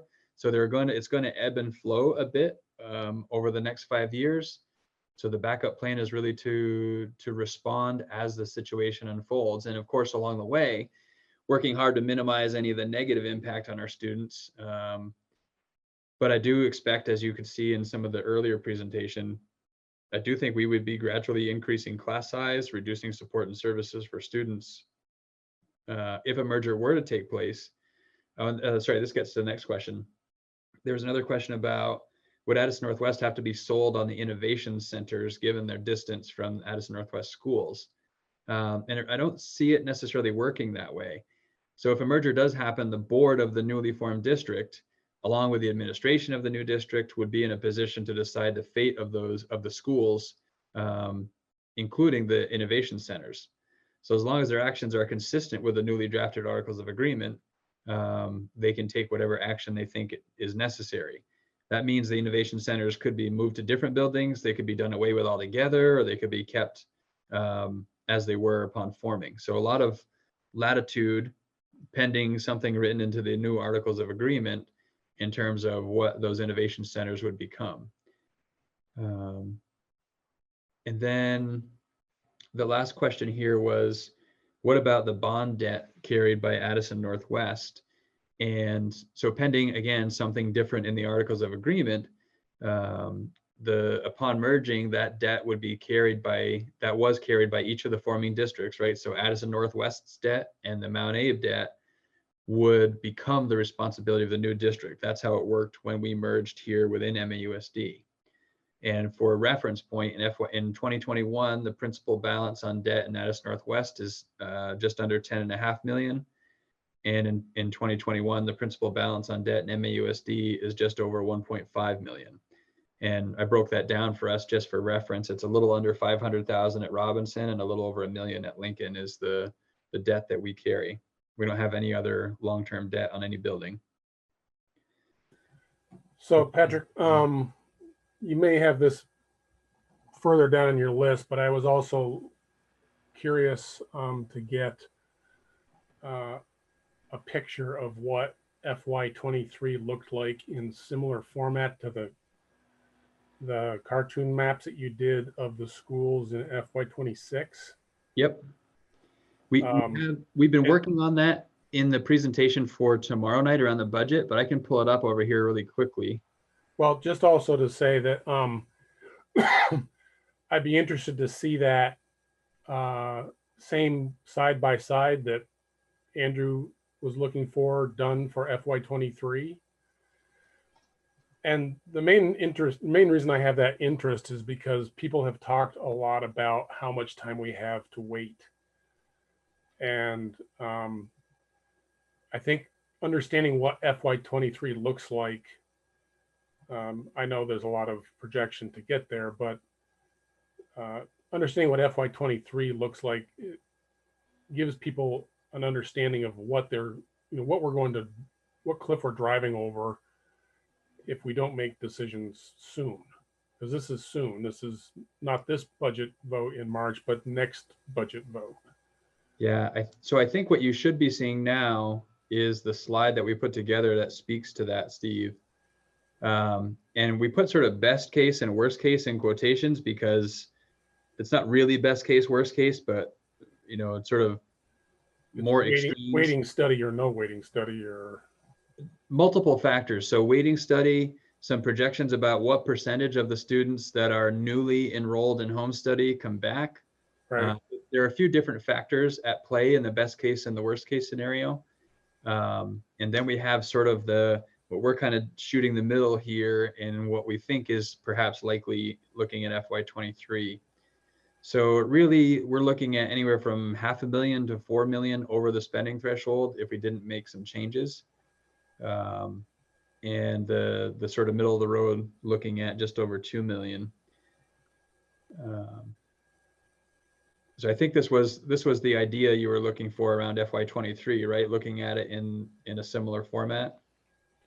Correct. It might be, there might have been a stab taken at the staffing levels as well, which I think you did in the other spreadsheet you sent out to us.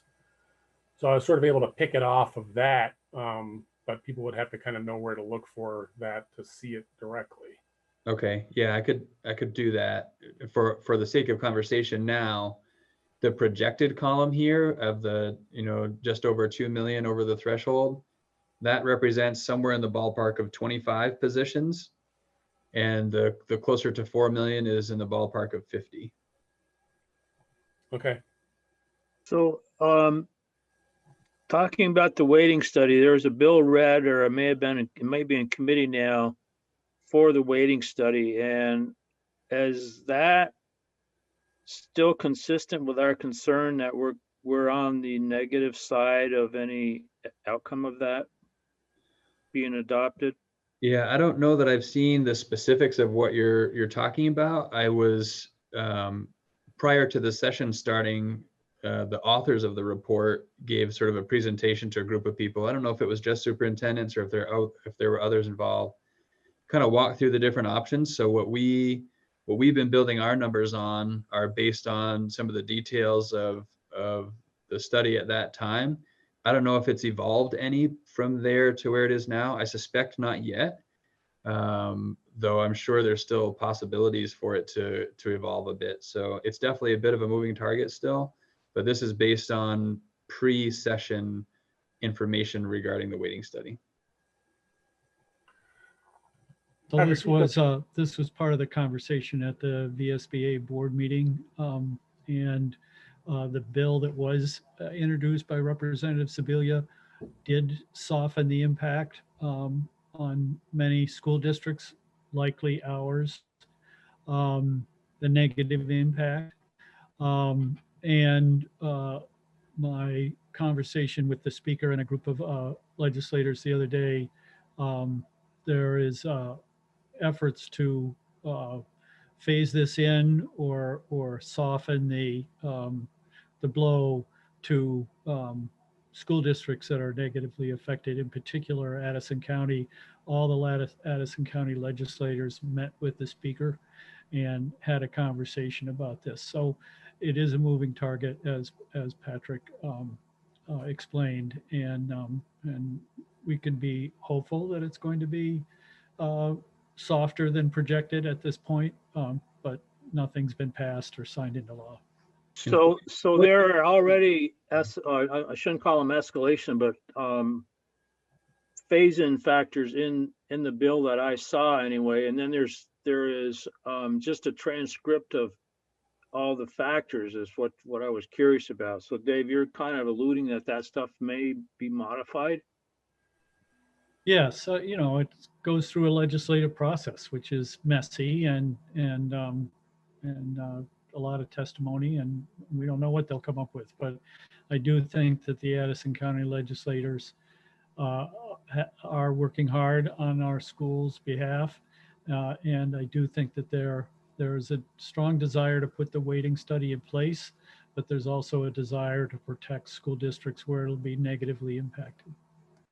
And for what it's worth, the FY23 projected column, and Floyd, you can correct me if I'm wrong, but I believe we anticipated half the impact of the weighting study there in anticipation of a phase-in approach. So that's accounted for to some extent in that FY23 projected column. Patrick, on the revenue side under best case, why is that a 0?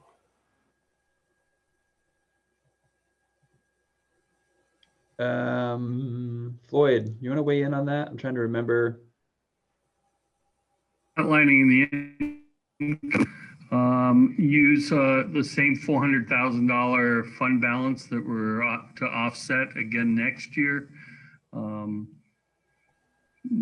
which gives us that revenue line. And we wouldn't have the increase in the SPED block grant that we're showing in the projected line or column that would come with a weighting study. We would get the hit to the equalized pupil, but would also recognize that $250,000 bump in our SPED, special education block grant. Okay, that's fine. I realize it's very complex to get to these numbers, and I just wanted to be sure that wasn't some kind of a typo. And then to just flow out to the worst case scenario, you're seeing a drop of 150. And where does that number come? That's assuming that we have 0 fund balance. 100% of the weighting study would come in that worst case scenario, meaning it's all applied, and we would realize the increase in the block grant funds also for a net loss of revenue of 150,000 in that instance. Thanks.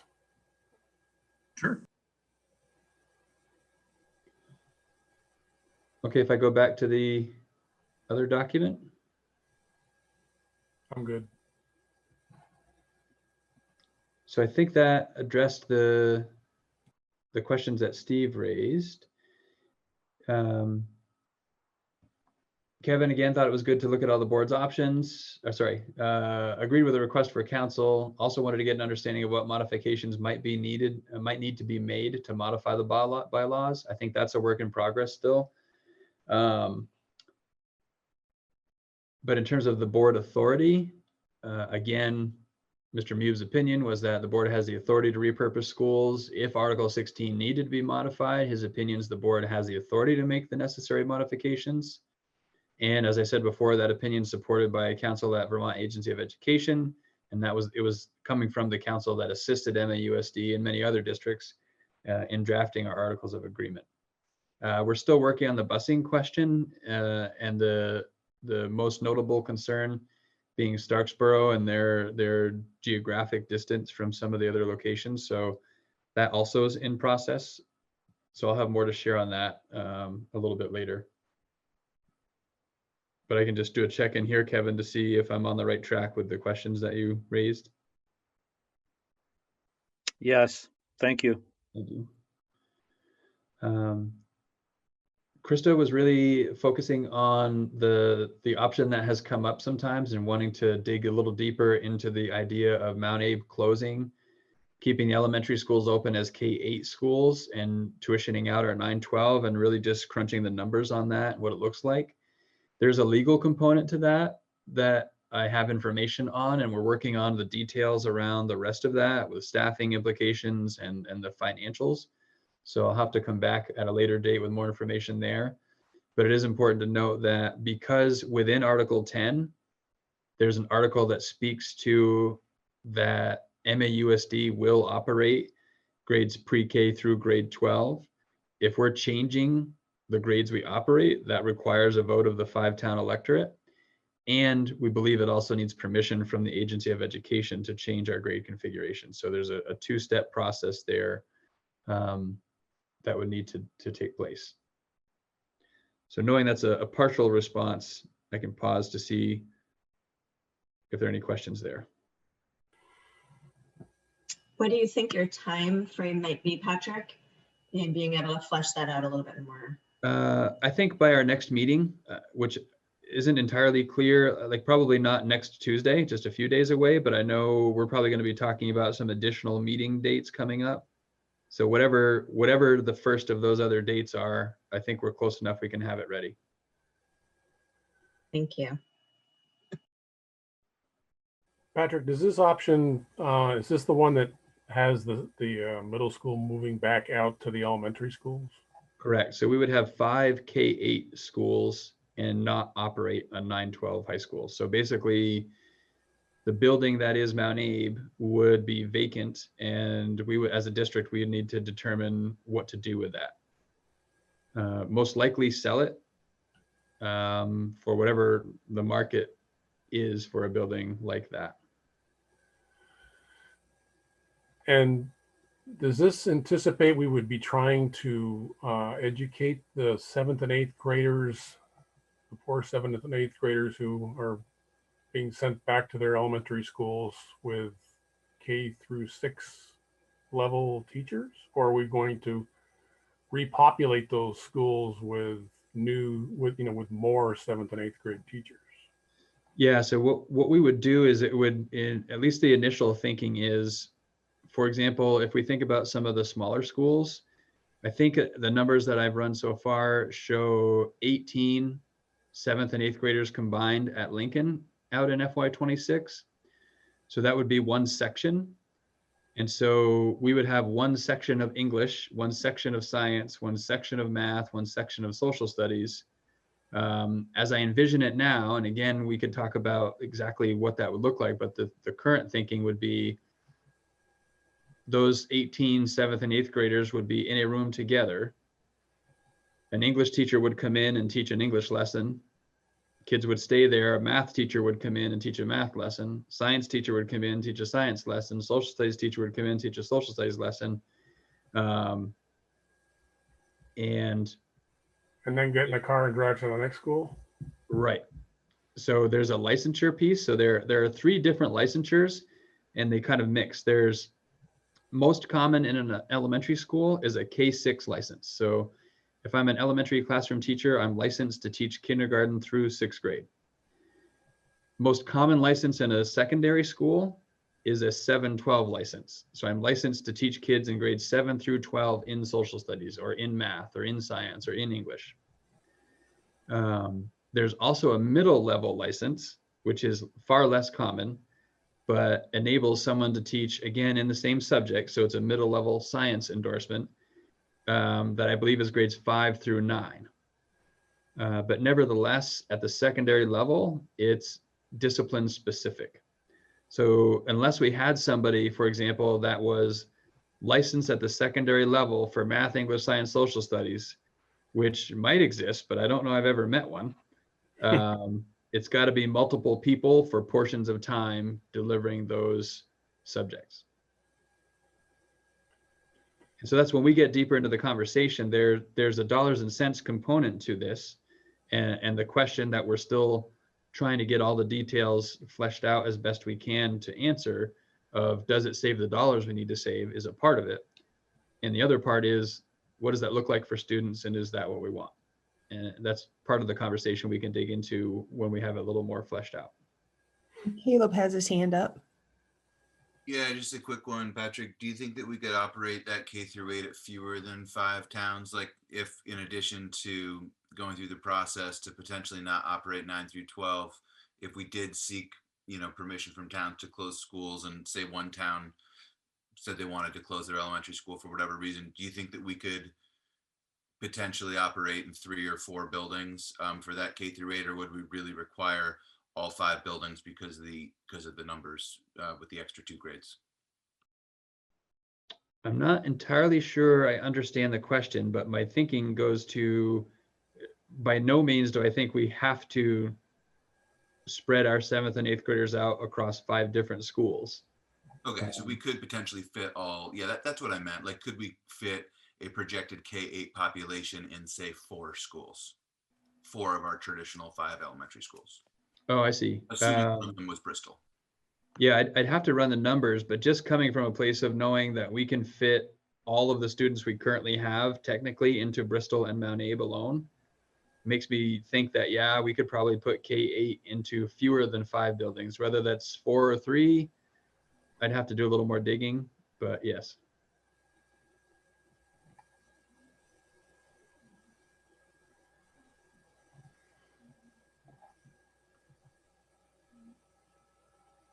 All right, I can move on if there's no other questions here then. Rob had, again, the question of is this legal? And again, according to Mr. Mube, it's legal. I think I've referenced a little more detail as to why up above. So I think that the other responses address that question more fully. The other question was around the numbers regarding ratios of multi-level tiered support system and how many people meet with kids directly versus how many are more behind the scenes. And so I asked Katrina to take the lead on this one. Katrina, if it works for you, I'll share your document because I have it right here as a tab, and then you can walk me through and you can tell me when to change what we're looking at. So I'll turn it over to Katrina. Really much like what the board has been looking at all meeting, you're probably going to need more time to preview this yourself, but I'll give you a little bit of an update on how we came about creating this document to answer the questions. So as I'm sure you can imagine, the task was more complicated to tease out than it may at first sound. Sounds familiar all night long.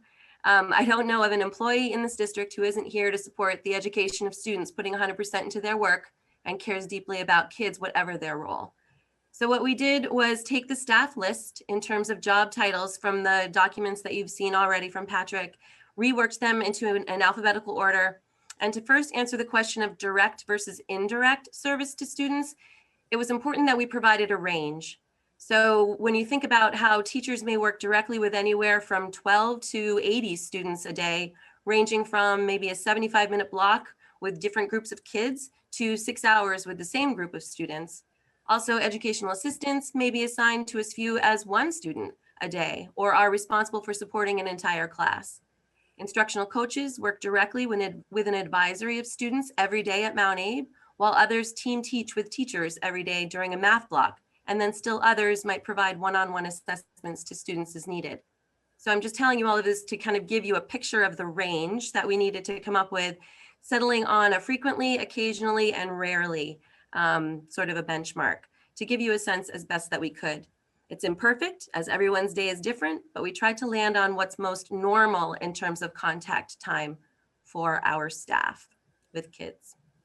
So that describes how we came about our estimations in that first column. Next, we provided the FTEs or full-time equivalents for those positions in the middle column. Again, taking it from Patrick's documents. I did tease out a couple of positions to make them a little bit more clear. Not very many, but I think I pulled social worker out of guidance just to tease a couple of those out. And then lastly, this was probably even the harder one for me, is to finish answering the question, taking a stab at labeling which tier in a multi-tiered system of support the role focuses most of their time. Again, not a perfect science, but looking at who spends most of their time in universal, which is to be responsible for core instruction, what all students receive and are entitled to. Targeted, which is when a small number of students may need additional support to meet proficiencies, often briefer in duration. Or intensive, a deeper individualized intervention meant to close the achievement gap for a student over time. There's so much more that goes into a multi-tiered system of support, and I know Patrick spoke to it earlier this evening. You can also definitely give it a good Google and you'll get all kinds of more information. I know we've presented it in the past, but sometimes we come in and out of some of these acronyms. Your MTSS might be a little bit rusty. There are many roles that span across all tiers in terms of their expertise and their purview, and others whose roles aren't applicable for a distinction like that, such as our accountant. So consider a special educator who is definitely trying to work with their students on their caseload, and there's some intensive intervention happening, but they're also responsible for ensuring that the classroom teacher has the support and the skills and the consultation that they need to be successful in a universal core instruction setting and also in a small group setting. So that's an example of a role that really does span over across all tiers. And I will say that in nearly 30 years as an educator, I can think of many, many examples where all it takes is for a student who may be struggling to identify a trusted adult in their school, such as a custodian, who then becomes a critical member of that child's support plan by checking in with them in the morning, checking in with them in the afternoon, and then maybe even earning a lunch with that employee at the end of the week. So I would certainly not call that support of wrapping around a child not applicable. So it's hard for me to rate these positions, and that's what I'm trying to explain. But to stay general and go with what's typical, these are the distinctions that we arrived at.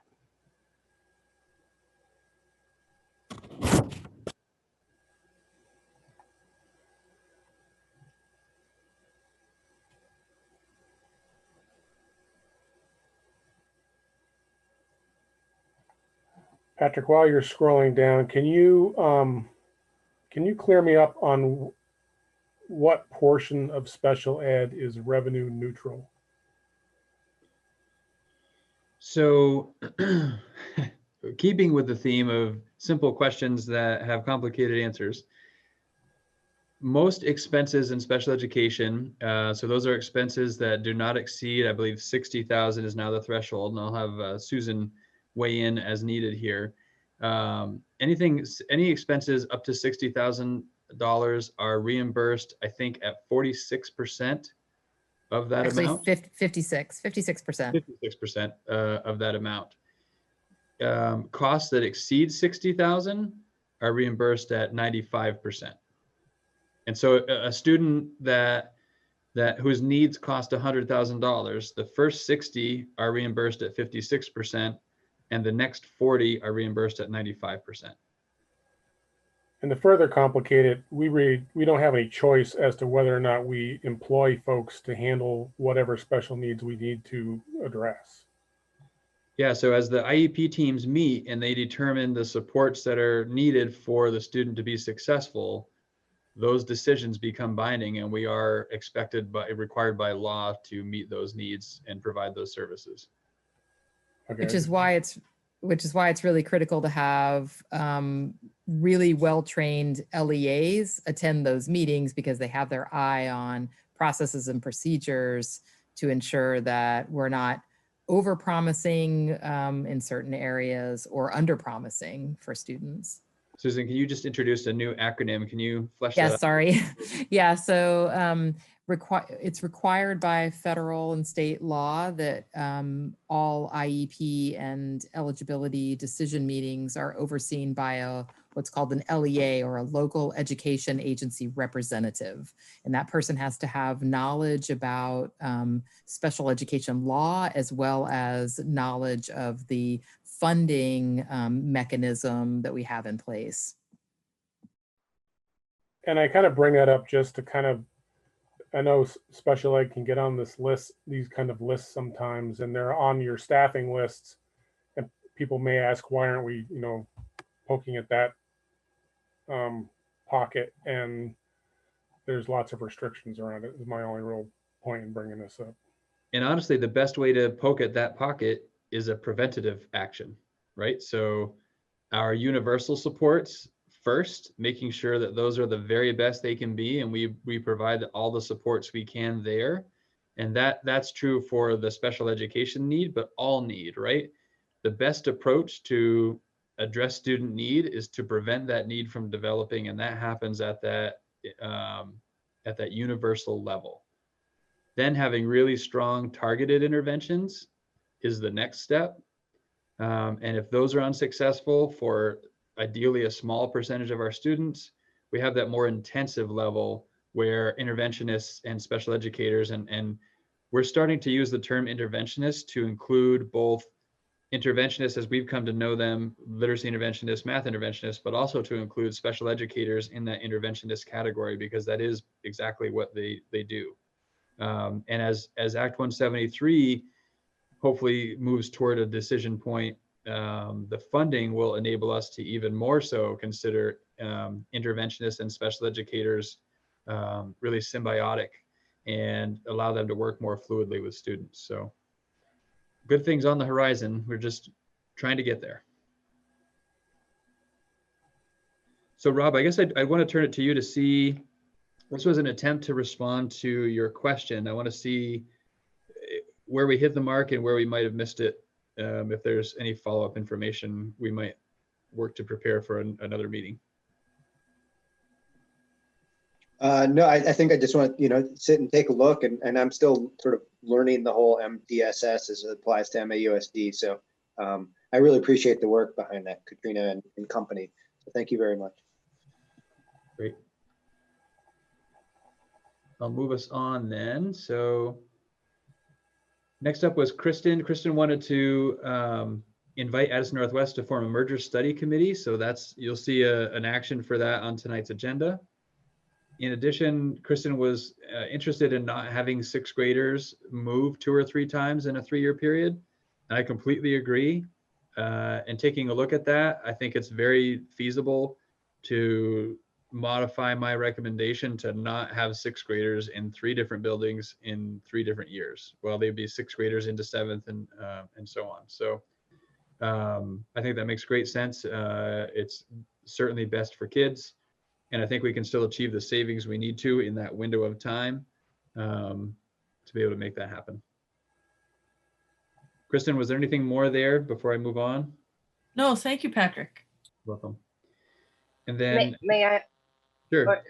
This is Liz. I would like to also add that from the Addison Northwest District, from their last agenda, it has not been approved yet, but it looks pretty good. And it says, they wrote that there was no, under their future planning section, that there had been no change in possible merger talks with MAUSD, but they are ready to begin discussions when and if they are. So they, in a meeting that they had recorded, they were all just, I think on the 14th of last month in December, they were very supportive of the idea and very interested, kind of just waiting on us.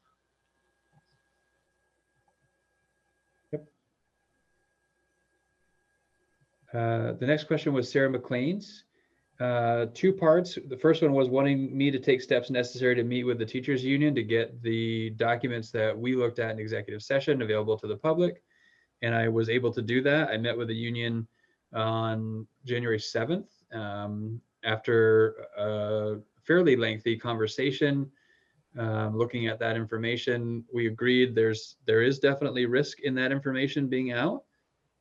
However, the benefit outweighs the risk in our perspective. And as a result, I was able to share those documents with the community members that had requested them. I shared them with the entire MAUSD staff, and I'm happy to share that upon request going forward. I haven't distributed them broadly through Front Porch Forum or Facebook, etc. I think it's complicated in the absence of context to make a lot out of those.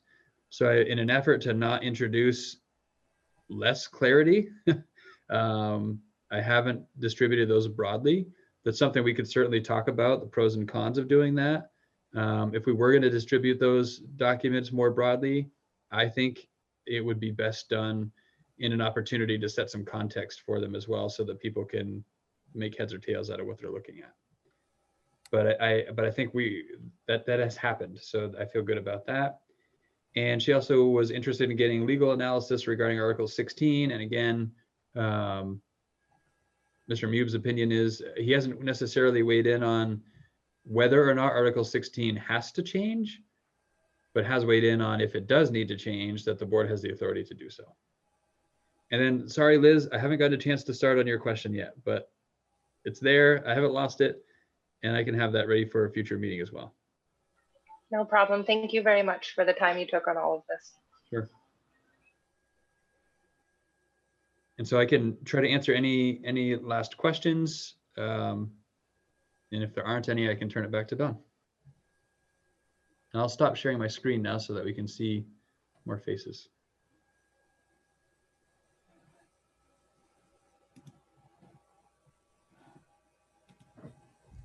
Okay, I'm not seeing any other board members with hands up or. So I have a that question, I guess is the best way to put it, or a proposal or something that I would like the administration to look at. So I think that we could have an agreement with Addison Northwest to put 7, 8, and 9 in one school and 10, 11, and 12 in another school. We could do that without merging. It'd be an administrative agreement between the boards. At least at first, it would move the district towards what is it seems to me from the survey questions, my brief ability to look at those, that is the least objectionable or the most encouraging step forward that we can take, and would allow us to save some money without votes of people in the district. That would clearly be within the power of the Virgins board and our board to make that move, and would seem to me to have the most public support of anything we might do at this moment in time. That when we build a budget, we look at it has been disturbing to me to look at a per pupil cost in Bristol of 16,000+ and in Lincoln of 28,000+. And so to look at budgeting short term, to have pull out construction, bond, and special ed costs, and some number, 16,000 per pupil spending to each elementary school in the district, and see what that looks like in terms of staffing and class size and ability to deliver program and servicing to students. It seems to me that it's a bit inequitable to have students in Bristol, expenditures for students in Bristol at 16,000+ and in Lincoln for 28,000+, although I suspect that some significant part of that difference is construction and bond and sped costs that I suggest we pull out in terms of figuring future per pupil budgeting for our 5 elementary schools. That we proceed immediately with some of the innovations indicated in the video that the superintendent presented to us for use in our schools. And we do that in all of our elementary schools. And we move forward with innovation to the best of our ability to bring greater educational outcomes for our students. And we proceed also with innovations for building use. I just went through a board retreat with the State Association of School Boards, where they talked about activities that school boards do that we don't do.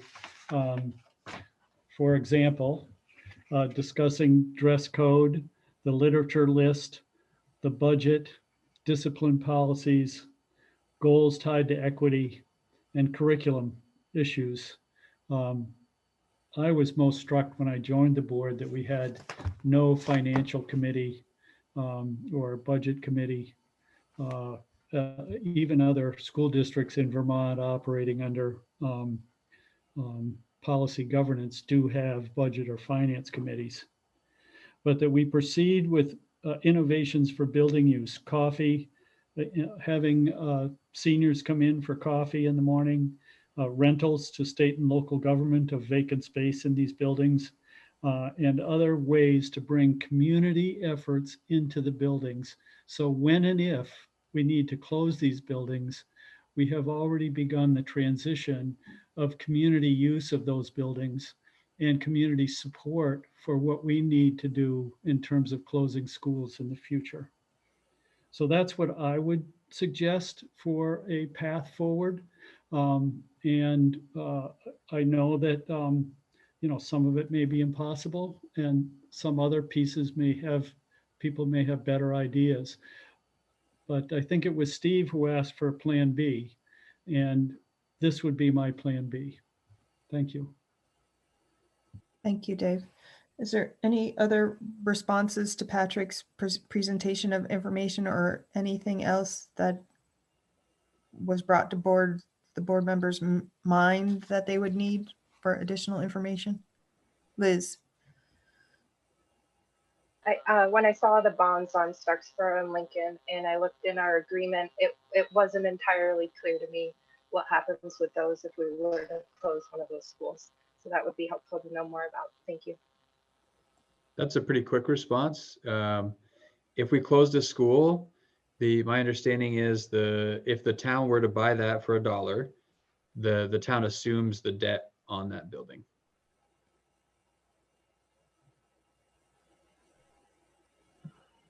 Dawn. It's Krista. I just wanted to make a comment that I think this has been a really helpful process, that the level of information we're getting, continues to help evolve our own thinking and understanding. And I appreciate the time that's put into it, and I've been on the board for a while, but there are some pieces to what we've heard tonight that are new for me. So I'm just grateful that we're working through it in this really deliberate way. And I think, I just think it's really, really helpful, and I appreciate the work that's going on behind the scenes to provide this for us. Thank you. Sarah McLean? Yeah, I also really appreciate these presentations, and I need a lot more time with them, especially the survey results. But I do want to highlight something that has popped up just in the brief presentation, and the very short time that we were able to be presented the survey data and then digest it and then figure out how to move forward, is something that seems very apparent, and I forget who else had mentioned it while we were reviewing the survey data, is that it seems clear that there is that there are differences in values between different towns. As much as we want to just erase town lines, when we look at the data town by town, I am left with the question of how do we reconcile, or how do we move forward when different towns have different sets of values? And then I go to the next level when I think about finances, to the point of the numbers that we're seeing, and the only numbers that have been presented to us from the administration, which shows, Bristol elementary students cost this amount, and then the opposite extreme is Lincoln.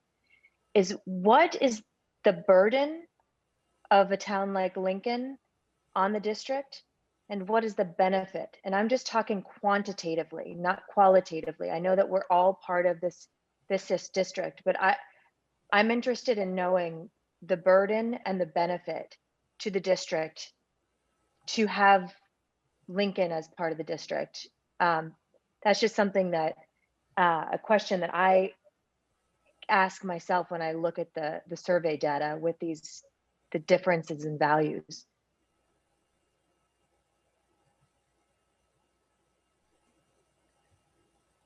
Okay, thank you, Sarah. Liz has her hand up again, and then I'll go to Rob. Sorry. That was kind of where I was getting at with the question that I asked. So if that's something you're already thinking about, that's great. I just would like to point to that difference in the spending from what I could see from our agreement was that there was a promise made in Act 46 that we would try to promote equity as well as possible amongst all of our schools. And so this is an example, one of many examples I've found of that trying to be accomplished since we became a district in a way that we, for instance, in Bristol support Lincoln. So that's kind of where I'm getting at with the idea of what's the relationship between our schools. Okay. And Rob. I mean, since we're not making any decisions on this proposal in the next week, will we have more opportunity to send some more detailed questions along to Patrick and folks? Is this the last chance? No, we're going to talk a little later about a time frame and present an idea to bounce off to see where people are. So this is not the last time. Once we get to the time frame discussion, it'll be you'll understand a little better. And one piece I'll add there, relatively straightforward clarifying questions. I think, emails trying to understand, I think we can respond to pretty effectively. But I would just, encourage the board to also acknowledge that sometimes a simple question, as we've discovered tonight, requires days and teams of people to get answers to. And to the extent that we can, and I want to be reasonable too, but to the extent that we can, for questions to come from the board as a whole, as opposed to individuals, is encouraged, because there's a lot of other work out there beyond pursuing these questions specific to this situation as we navigate a pandemic and all the other factors that are very real. And I want to be responsive, but I also want to make sure that all the other work that is so important is getting done. So if we can be making those requests as a board to the extent possible, that's appreciated. Rob, I'll go back to you one more time, Rob. Great. Yeah, sorry. Thanks, Patrick. I guess one question I have to ask you, because it's been keeping me up. From the redacted documents that were originally released to then the ones that are more public, and shuffling through those spreadsheets, I have multiple questions regarding that. But one that's troubling, it's the tab where it's, I guess, basically says 2K5, a 6A to 912 with merger, without merger. And it up in the upper left-hand corner, it's labeled as total anticipating savings from closing 3 elementary schools and MAUSD for FY23. And I'm just trying to figure out that tension between that word closing and repurposing. And if you have an answer. I do. So that looks at the savings from closure. And if you looked in my presentation, in the repurposing, it shows putting dollars back in that reflect the cost of the use of the buildings for repurposing and the staffing. So I can't add the cost of the innovation centers to that cost already being reflected in the savings earlier, right? I have to be careful not to double count figures.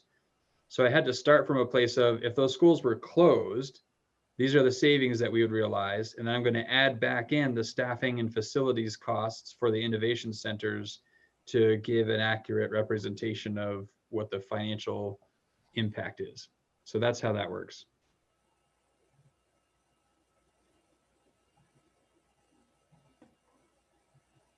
Okay. All right. Did that answer it? Okay. All right.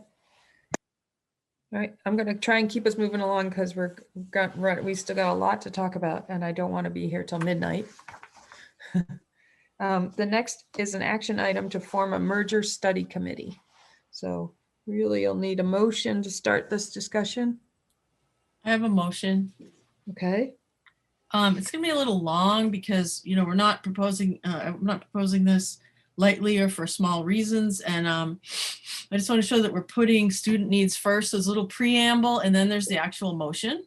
So I just wrote up, after considering and analyzing current assumptions and data, the MAUSD board is concerned about projected future revenue decreases, which will create a need to cut staff, academic programming, student resources, and opportunities at the elementary, middle, and high school levels. The board is concerned contracting resources will create a situation where the Mount Abe Unified School District will not be able to meet the academic or social and emotional needs of all MAUSD students, or allow adherence or successful compliance to the MAUSD ends policy. This data includes continued declining student population over time, which will decrease revenue, chronic stagnant academic achievement for students qualifying for free and reduced lunches and students on IEPs, and state and national economic impacts on educational funding due to the COVID-19 pandemic. Paragraph 2. In light of the aforementioned considerations, I make a motion that the MAUSD board invite the ANWSE board and any other possible interested school district to create a merger study committee, the hope for which is to clarify if a merger of districts would positively benefit the students of MAUSD by avoiding the negative outcomes mentioned above, and instead allow the creation of enhanced academic and social emotional resources, supports, and opportunities for students, along with increased fiscal stability. Nice. So that's your motion. That's my motion. Is there a second? Second. Dave Sharp, seconds. Okay, now just discuss. So I'm going to go back to my little discussion list to see, just to try and keep us moving here. So I don't think Annie Denny's here, so I'm going to go right to Sarah LaPearl. I am totally interested in a merger study and have been for a long time. That's all I'm going to say. All right, thank you. Liz?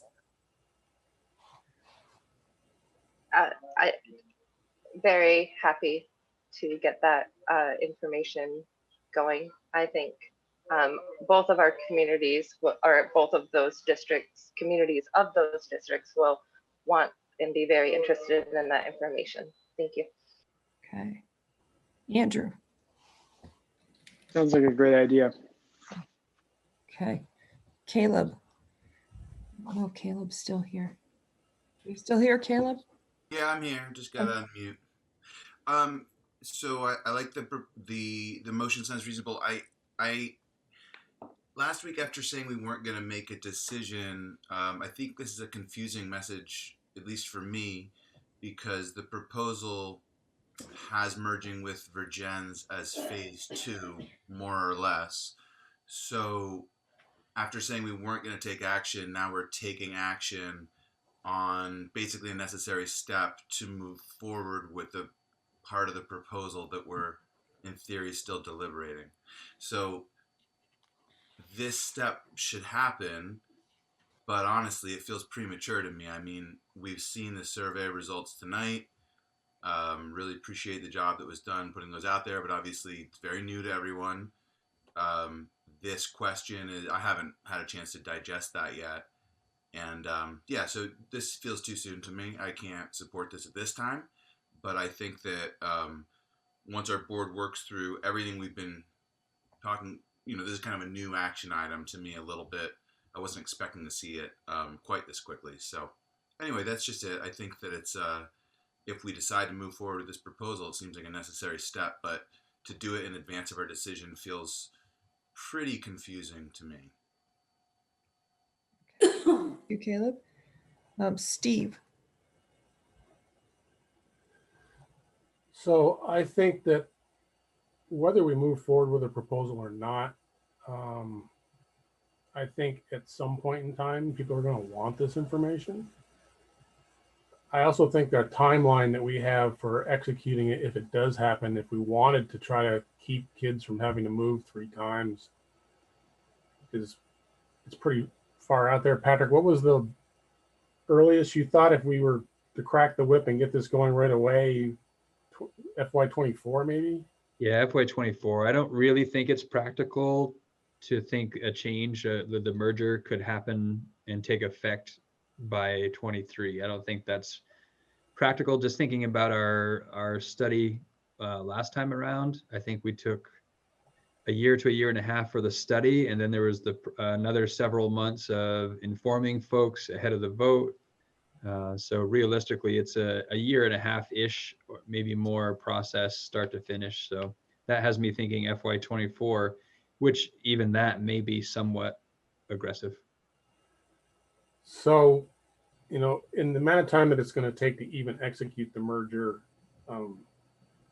and since it's a study committee and nothing that comes out of it's going to be binding on anybody, I think that I'm all in favor of getting it going and getting the information out of it, good, bad, or indifferent, and whether we decide to act on it or not is a separate item. Okay, thank you, Steve. Kevin? Thank you for writing such a well-written motion, and I am supportive of it. I would ask that you drop COVID. I consider COVID a short-term issue, as opposed to something that should influence this decision. But other than that, I think it's great. Okay. Thank you. Dave Sharp? I seconded the motion. I'm a little bit uncomfortable with the preamble, but the motion I support, and I supported and seconded it because similar to the comments that Steve made, this is a long-term thing. We're not. I understand Caleb's concern about rushing forward, but you can't. The mergers take a long time, and this is a study committee that's got to unearth a lot of concerns and work through a lot of issues in order to come to any kind of proposal to bring to the boards, let alone the voters. Okay. Kristen, do you want to add anything, or can I just keep going along? You can keep going. Okay. Sarah McLean? I think it's a good idea to have the study committee. I do think it's premature. It seems like, rubber stamping momentum for phase 2 of a proposal in which we've put on hold. So I would like to, we only have so much bandwidth. We only have so much time together. Even I know this would be another committee. So I would prefer to focus that time, energy, committee work to a phase 1 of some kind of action. Okay, thank you, Sarah. And Krista? I agree with the way Steve Rooney framed it, and I support the motion. Okay. Anyone else have one last thought they want to share? My only question is, do we have any sense of the cost? When we had the Act 46 study committee, it was funded by the state. Again, I kind of think that we're still sort of vetting the proposal. So moving forward doesn't seem right to me now. I hear that I'm in the minority there. But have we thought about what we're going to spend on this effort? No, it's a little unclear. The grant that was awarded, if I recall right, for the earlier Act 46 study that we did here, I think the grant was 100,000. I don't know that we used the full 100,000, and we might have been getting creative toward the end on how to use those funds. Having said that, I know through conversations with Addison County legislators, there's been some interest in willingness in pursuing some funds from the state level to support a study like this. Exactly what those funds would be and exactly what the cost would be are hard to know, but there's some potential at least to continue that conversation. So if we vote yes on this motion, are we just basically authorizing to cover that $50,000 or $100,000 if we don't find it from the state? Or do we want to see if there's money available? Because I don't believe there's explicit, there's not programmatic money the way there was for Act 46, put it that way. Patrick, can the School Board Association help us with this? And do they already have a lot of resources? We've used them before for other things. So I'm thinking they may have resources and that we may not have to pay for because we already paid to be a member of that. Yeah, I think there are multiple possibilities on sources. Exactly how fruitful they may be is unknown. But I also think, to Caleb's question, from my perspective, investing that 50,000, 100,000, whatever it might be, to conduct this study over the next year and a half for something that's going to potentially save $2.5 million a year and preserve programming, if we had to spend it all, still feels like money well spent. Liz, you had your hand? And then Rob. I also, it seems like it might come into play that if it's true that I understand that Virgins as a district might be going under the 900 students at some point, that is allowed to even be a district. So they might be I don't know. I just wonder if that would affect funding as well. Okay. Good question. Rob. Yeah, sorry, I missed my name being called, I guess, going down the list. Sorry. No, yeah, I agree with, I think Sarah and Caleb. I appreciate in the, Kristen, that you said other school districts. I mean, I would love to include Addison Central in this conversation. They're going through the same thing we are, in Addison Northwest. And at what point do we say we can have, you know, amongst 3 school districts, actually one high school that really provides an equitable education for our 9 through 12 learners? I think bringing them into the fray, and maybe it could even look like a different model where they have an IB high school and then there's another high school that isn't an IB track. And then kids in Addison can decide where they'd want to go, what they want to focus on. I would appreciate reaching out to them at some point too, bringing them into this conversation. But at the moment, I think it is preemptive, considering we really haven't discussed the proposal openly. At least I feel, to even have a sense where people land overall on the board, at least. Caleb, and then I'll come to you, Kristen, okay? Yeah, I'll just end with saying I would remind this board that we have explicitly authorized money for, say, community engagement, you know, the $12,000 per year that we've paid for our consultant.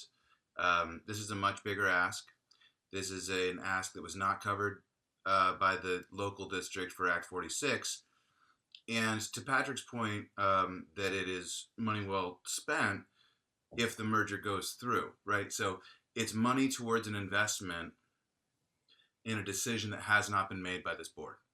And so it's not good process and it's not budgeted. And we should assume that we're voting tonight to spend $100,000 on a merger study for a merger that is part of a proposal that our board has yet to act on. So I would urge some restraint here. I think that we could pick it back up soon. I think we're about to have a conversation on timeline, and that it would be better to put off this vote until after, at the very least, a conversation about timeline. Okay, Kristen, and then I'll go to Steve. So Kristen. So we've actually, I mean, discussion about this has been happening since I went on the board, which was 10 years ago, about looking at all this. And in fact, I think when Act 46 came up, people did consider that initially, going bigger than just our district. And that just didn't happen at the time because I guess they felt the complexity of just doing the smaller 5 towns, and then so that it didn't happen in that way. So it's not a new idea. Having had kids at the high school now and for the last several years, we need to improve it. And I think most of the conversation that we've been having has been towards elementary students, and I don't want us to forget 7 through 12 students. And I think we need to work. I don't think there's any harm in getting information. It's a long way between us sitting here and merging. It's the getting the information. And even if we get information and decide that it's not beneficial, I think some of the information we get will help with our own practices and perhaps come up with ideas. So again, I think the focus needs to be on the students, and I want to do this for the 7 through 12 students and those who will be 7 through 12 students in the next 3 or 4 years to try to improve their educational experience. So, and I would be willing to be on that committee too. That would be fine with me. So anyway, that's just my thoughts about it. Yeah. Okay, Steve. You're still muted. Nope, Steve, you're still muted. there's probably more questions to be answered than funding. You know, we still have to figure out how we're going to organize this committee, how the committee is going to act, what kind of charge it's going to have, who's going to actually participate, their own timeline. When are they going to start talking to Virgins outside of talking to just amongst ourselves? I think some of that work could happen, and we could put some limits on them being authorized to spend any money until the board felt more comfortable with the path this is all taking. But we would at least sort of get a group together who showed interest in participating and set some ground rules. Thank you. Sarah LaPearl. Yeah, I was going to say, I don't really understand how we would spend money at the beginning when it's just a conversation. So I think that we could be authorized to not spend any money until, and then cross that bridge when we get there. Okay. Caleb, is your hand up from before, or do you have it up again? It's up from before. Thanks. Oh, okay. Dawn? Yes. Got it. Okay. Technical difficulties on this end. Kristen, can you read your motion one more time? A little on the slow side. I got about half of it from. Do you want me to just send it to you, Chris? That would be awesome. And I'll cut out the COVID-19 part. Cutting that out, and perfect. I can just send it to you. Okay, thank you. Okay. Unless someone wants to hear it again. I think we're going to go on what Kristen said, and she's going to cut out the COVID part. So let's move to the voting. So your options are in favor, opposed, or abstaining. So Krista. In favor. Okay. Sarah McLean. Opposed. Okay. Kristen. In favor. Rob. Oppose. Okay. Dave Sharp. In favor. Okay. Kevin Hansen. In favor. Okay. Steve Rooney. In favor. Caleb. I'm opposed. Okay. Andrew. In favor. Liz. In favor. Okay. Sarah LaPearl. In favor. Okay, and Annie's not here. So we have in favor 1, 2, 3, 4,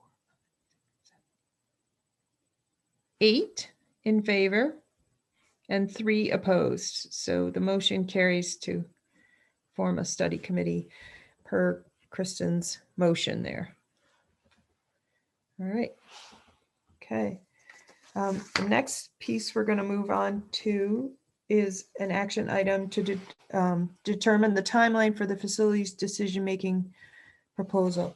So in just a second, I'll screen share. I have a little preamble as well that I want to read to you about how we came up with this. So in preparation for this meeting, Kevin and Krista and Sue McCormick and I met to work together to come up with an idea to present to you tonight, so to set out a plan for our work.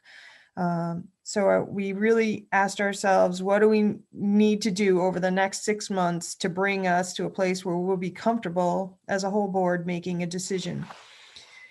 We found agreement in the idea that we need to build on what we have done so far. And if we think back to the beginning of all this work, when we talked to all the separate towns, the surprising thing we found out was that the amount of alignment, which got captured really in our community values, we got those 8 community values as a result of all that work. And the other piece was that all these values were also aligned with the district's strategic plan. So we, as a group, thought that this is a strong foundation to build on as we move forward. So we need to set a goal to build our capacity to deliberate as a board and to come to a place of understanding of our responsibilities. It's going to be important to be respectful of our communities and seek out community thinking and innovation and consider it in our work. We also have to be completely mindful that this that it is likely that we will still face a dilemma and some difficult decisions after these months of further study. Our work over these months should build our confidence and give us the comfort in making the decision, no matter how hard the work will be. So we believe, we came to, as a group, that a few concepts and conditions that we all need to come to agreement on to begin this work. And there were really just 3 of them. We wanted to want to come to agreement on the fact that we think a 7-month time frame for further study is what we need. A commitment from board members to meet twice a month. So 1 regular business meeting and then an additional meeting focused on the facilities discussion. And then the final thing, the commitment, is to focus on the discussion and the work on the shared community values we discovered during our community engagement process, and a commitment to a deep discussion and thoughtful consideration, contemplating the current needs and future needs of our whole district. And then we came up with a timeline, and I don't know if I can share that. I see I have share screen, but I don't. Screen. Let's see if I can do it. And let me.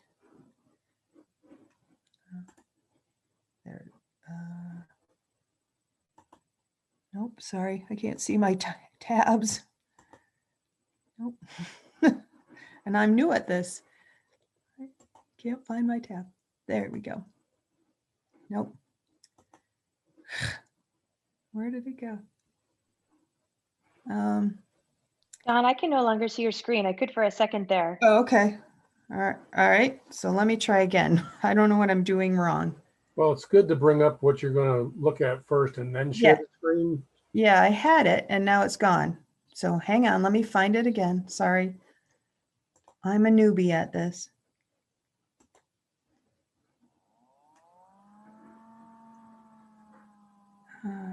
There we go. Okay, now I got it. Do I need to open it? Is that what you're saying? Yep, I've got it on the screen. Okay.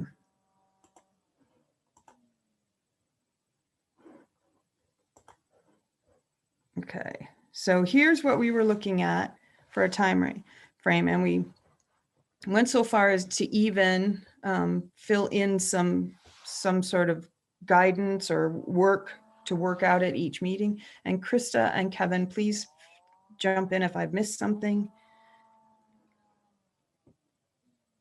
So February meeting, we're proposing a values discussion and revisiting the student input regarding the values, because there was work done by the students. And then the other part of that meeting is to work through Patrick's proposal with the district-wide values and equity cost lens. And then we've spelled out the March, April, May, and August meetings. May, June, sorry, there's June. We typically don't meet in July. And then at the August retreat to finalize our work and with a, engage with the community ahead of a decision in November.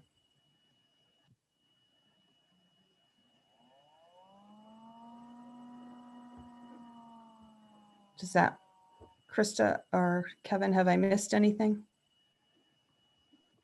So Don, did you want to share a little bit about the values discussion and how Yes. We'll work through that part?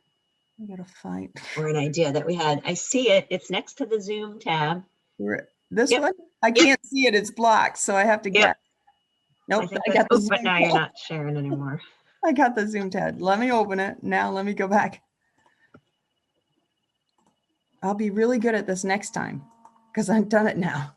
Okay. So there. And this is something that we were hoping to use as a sort of worksheet for when we're considering, a recommendation or a proposal. And then sort of mapping it out against our values. And nothing's set in stone. We can make changes to it. But I envisioned it as we would, be able to either use these boxes as check boxes or, fill them in with notes for ourselves as we work through things as a way to guide our discussion. And then, some sort of way to mark out some sort of fiscal cost consideration. I saw these keys being used up in the boxes to differentiate where we got some information so that we would have a way to look and see, did we get a wide variety of information? And then the last question was, does it support values? And I sort of put some questions there that would frame some of our thoughts and maybe help us through through some of a discussion. Can I add something, Dawn? Yes, please. So when we were meeting, we were trying to think about, or the way I thought about it was that we need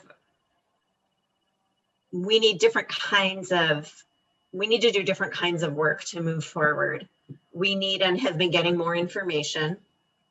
One thing I was worried about is if we just focused on the information and didn't address community input or values, that it wasn't the whole picture. And so we were trying to find a process that would allow us to keep gathering information, but that would also recognize the other pieces of the work. And Sarah McLean, you mentioned some of that earlier when you talked about the different values in different towns and what does that mean? And I think that is a big part of this whole question that I don't think we've had enough time to really grapple with as a board.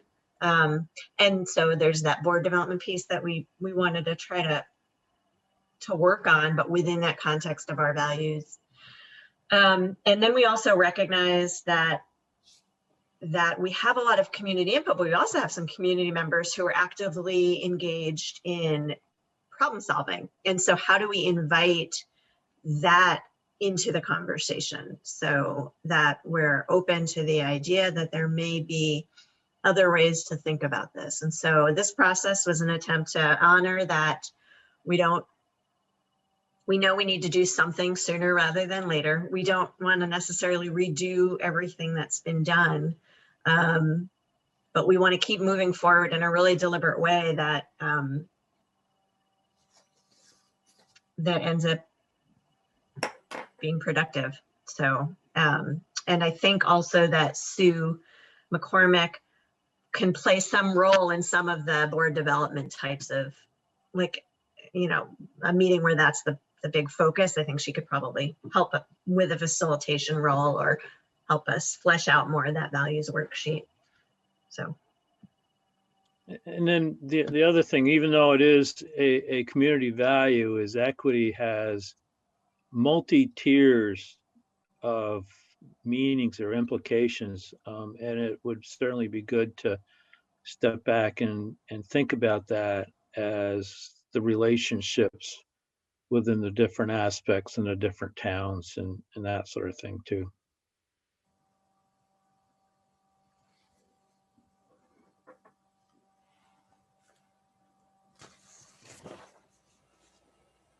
Don, so this is the basic timeline, which is what we're actually talking about here, is that we would put this off for a November vote.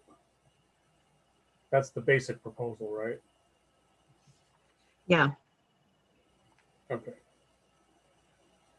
And then you're suggesting that we would come to a decision at the June meeting as to what proposal we wanted to push forward with? No, not until the August board retreat is where I think the final decision would be. Okay. But we would have whatever proposals we were going to consider would be formulated by June. Correct. All right.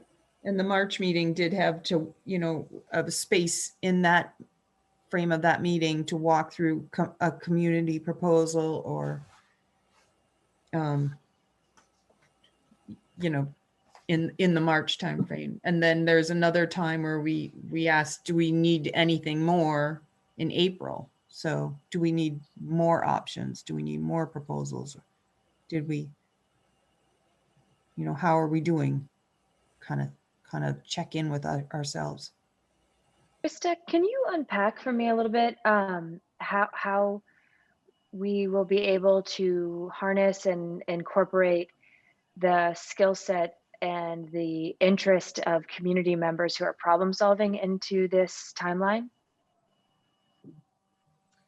Yeah, I mean, I think, well, I just wanted to clarify with John and Kevin what I understood our hope was for tonight was to get approval on the timeline and then invite questions on how it would play out, because I don't think, like, when we met, it was for about an hour and a half and we didn't fully flesh out what all the parts and pieces would look like. And we, I think, wanted to hear input on that. You know, we tossed around all kinds of different ideas of how to invite those conversations. You know, is it we invite a specific town with a specific proposal? Is it we have some sort of fishbowl exercise where we provide folks with some key assumptions and we observe while they sort of work through, like, well, how do you move this piece and this piece and this piece? And what would you do with these pieces? You know, I don't know if we landed on a particular way. I think that it seems important to have it be a district focused conversation. But beyond that, I don't know, John or Kevin, if you guys had any other thoughts to add to that. Yeah, as far as additional input, you know, it has run the gamut, and there's things in the back of our mind, but there's I'm not really sure how they fill them out. You know, students, legislators, along with you know, professionals or in additional community members were professionals maybe in the education arena that are around the area as well. So, you know, the second meeting in March is really where, you know, we step back or conceivably step back and take into consideration some of those alternatives that are kind of churning right now and look at them within the same lens that we're going to be applying Patrick's proposal with. Caleb. Yeah, I guess that I feel a little unsure that this 7-month delay is worth it. It seems to me this board has taken a few actions in recent meetings. One is to vote not to give towns a vote to close their schools. Another is voting to spend money pursuing phase 2 of this proposal. Another, and this isn't meant as a criticism, but it's just a fact that our board chair wrote a letter on our behalf, the second half of which is broadly endorsing this proposal. And I'm not mad about that, but that's a fact. Transparency hasn't been great in this process, I'm going to be honest. I just don't see why we're going to spend 7 more months. I think this board is at the precipice of making a decision. It seems that the votes are what they are, and that the majority represented by the towns that will keep their schools is able to vote this through. And we have found a lawyer who tells us we don't need any additional permissions. So we seem to have checked that box. So I don't understand why we would take 7 more months, because honestly, it feels like a bit of a charade, and I don't say that lightly. I think if we're at the point that we're at, let's just follow through. I will vote against it based on process concerns, but I cannot imagine what's going to happen in 2 or 3 months to fundamentally change the trajectory of what we're, I think, pretty clearly on here. Rob.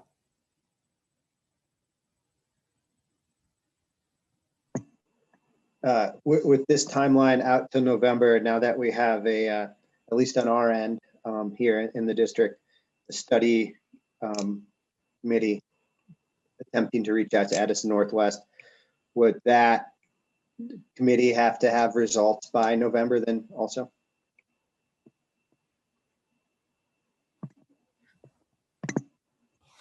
I don't think I have an answer to that. I don't think so, but I don't know that we have an answer to that.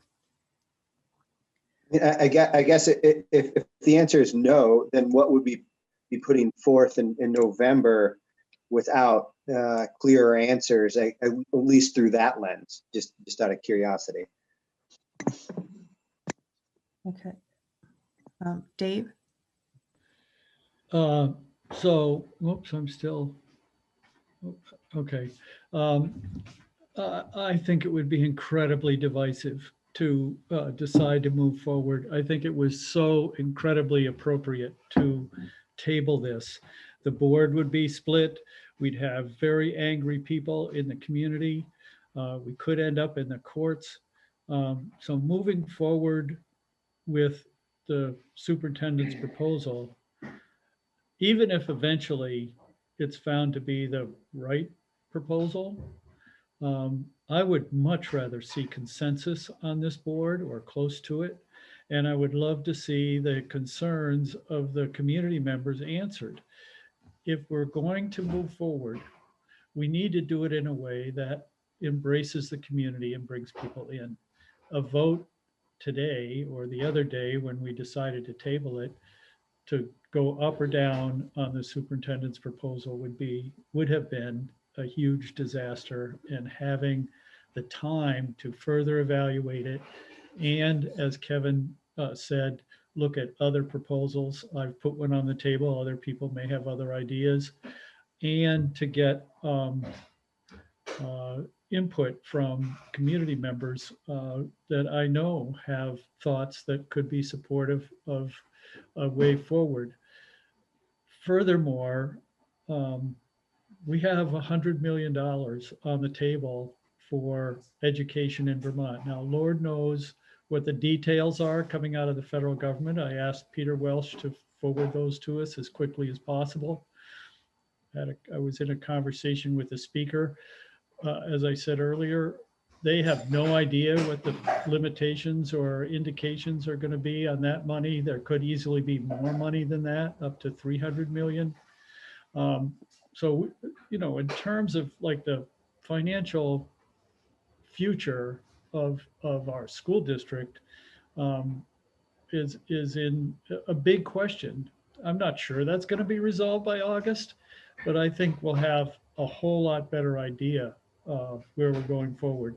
The state revenue now is projected to be just alone in the education fund, $40 million than it was in the earlier projections.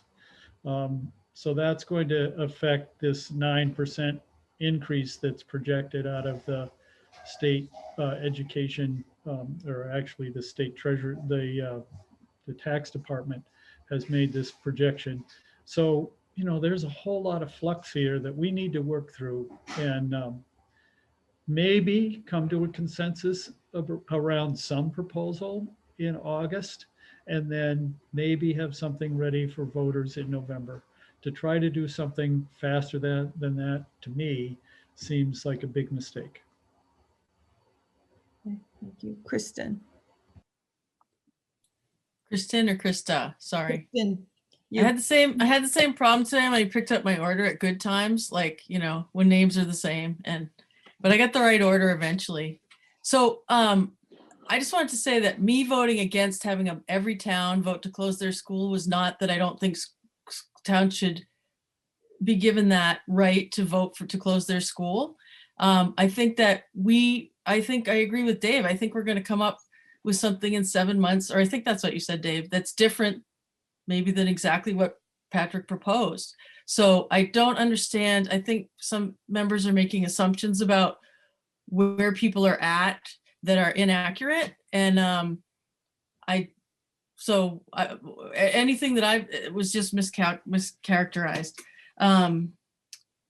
And as we said, it will take, if there is a study committee, it will take 18 months. So Rob, that wouldn't be done by November. We had discussed that earlier. I just think getting information is good. If we don't end up merging, that's okay. But I want to look at what would be best for the students of MAUSD. And I don't think we need to be afraid of just getting information because it has to go for us to vote for it, and then for the voters to vote for it. So that's a long process, and it's not a aforementioned conclusion at all, or whatever you call it. It's getting late, but I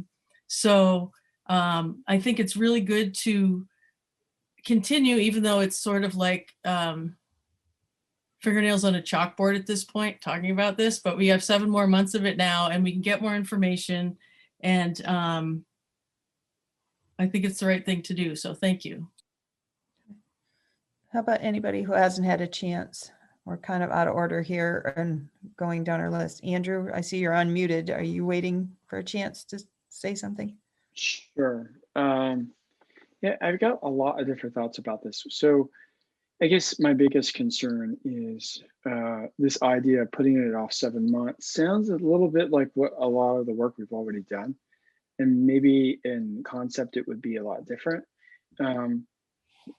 I think we have needed more time to understand and absorb the financials and the proposal that Patrick has put in front of us. I think we need more time to look at the data that we saw tonight that was analyzed by Center for Rural Studies. I think it's important information. My concern is that because of the public reaction to the proposal, that people might be using information as a cover for the fear of making the decision. I don't think that may have happened yet. I think we do need information, and I've heard that from the public. But at some point, I think we're going to have analysis paralysis. We're going to continue to hear the same amount of information. It's going to point us in the same direction. And those folks who have made up their minds will continue to have their minds made up 7 months from now. So I don't know where that leaves me on the decision, just that I'm concerned that while we continue to think about and have these discussions, we're probably going to see continued staffing cuts through the next fiscal year. Equity will probably only get worse, not better. So anyway, those are my concerns. Steve? So I'm not necessarily in favor of more time just for time's sake, but I know for us to put something on a March ballot is very, very short window, and we do have a lot of new information to digest. I think the public needs time to be informed, as I said before, about what they're voting for if they're going to vote against the current proposal.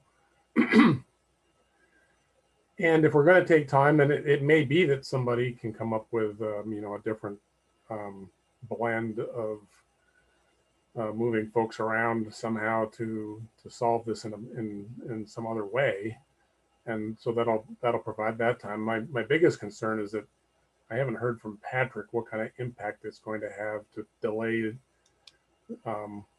his plan if it does end up becoming necessary to implement it, if we wait until November to make the decision.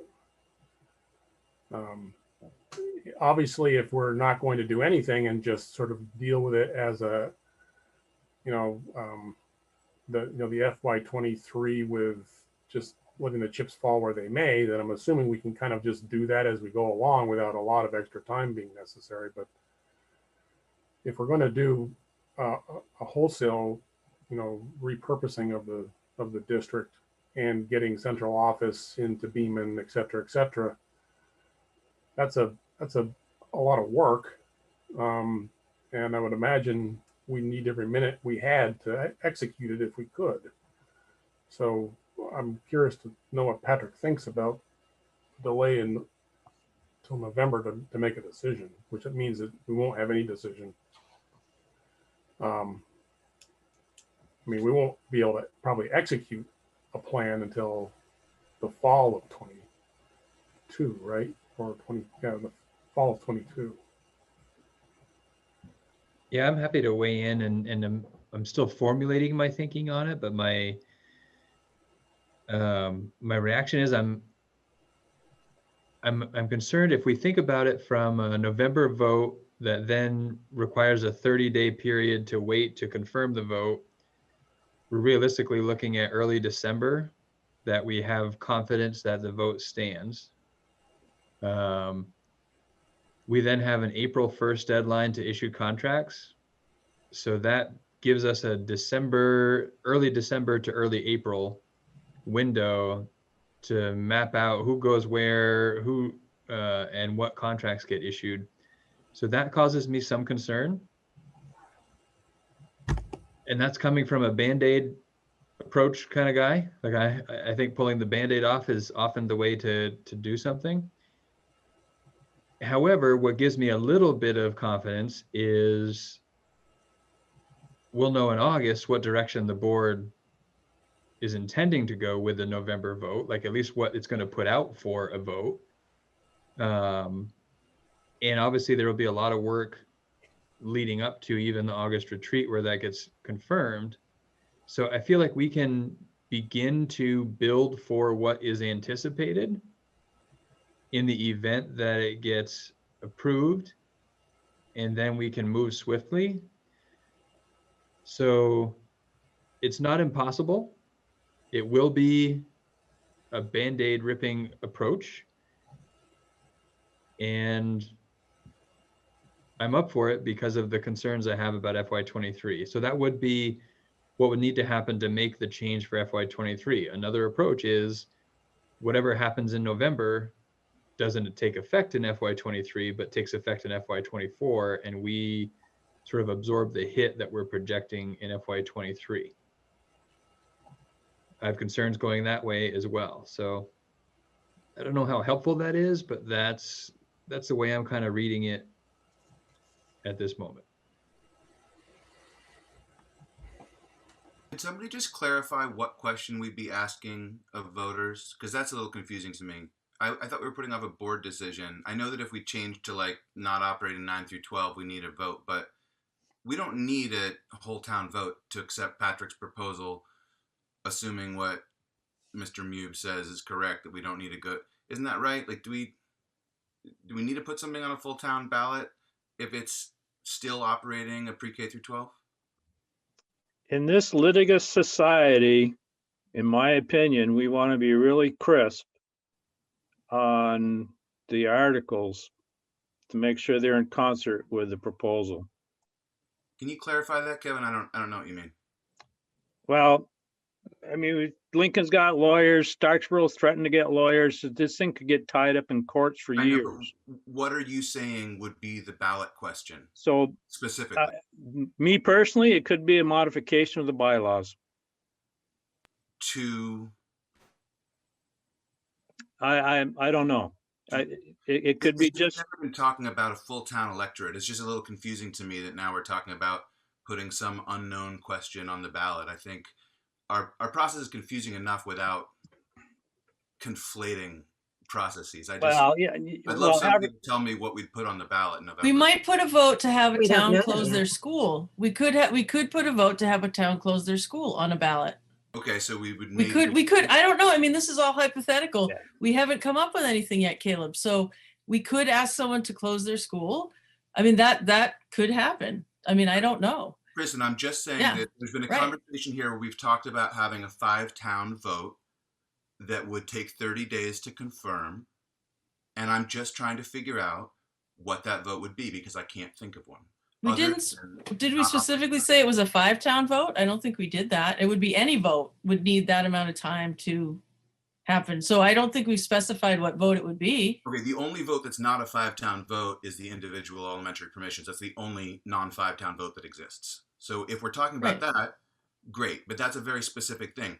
Anything else would be a 5-town vote. However, this proposal doesn't require that to accept it based on the legal advice we've received.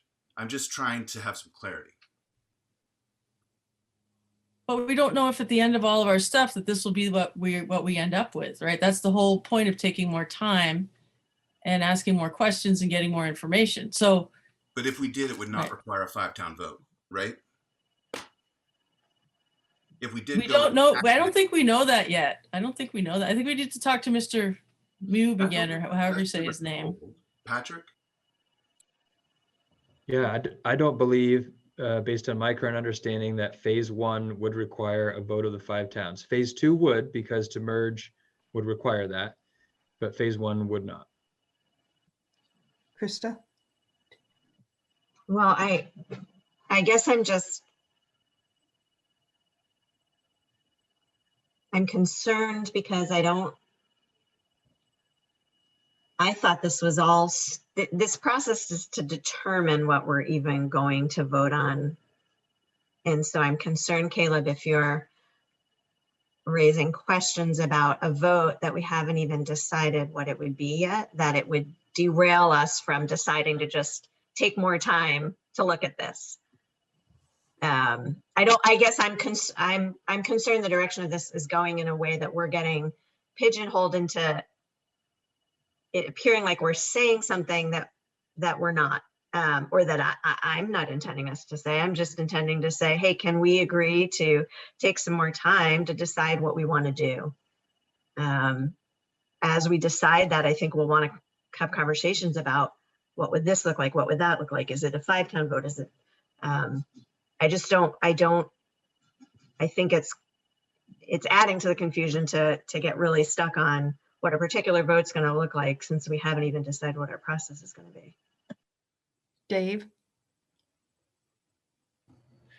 Yeah, so one of the things that might happen that might be part of the discussion between now and August is that from the survey, from emails that I've gotten, the community most receptive and the current smallest student population is New Haven.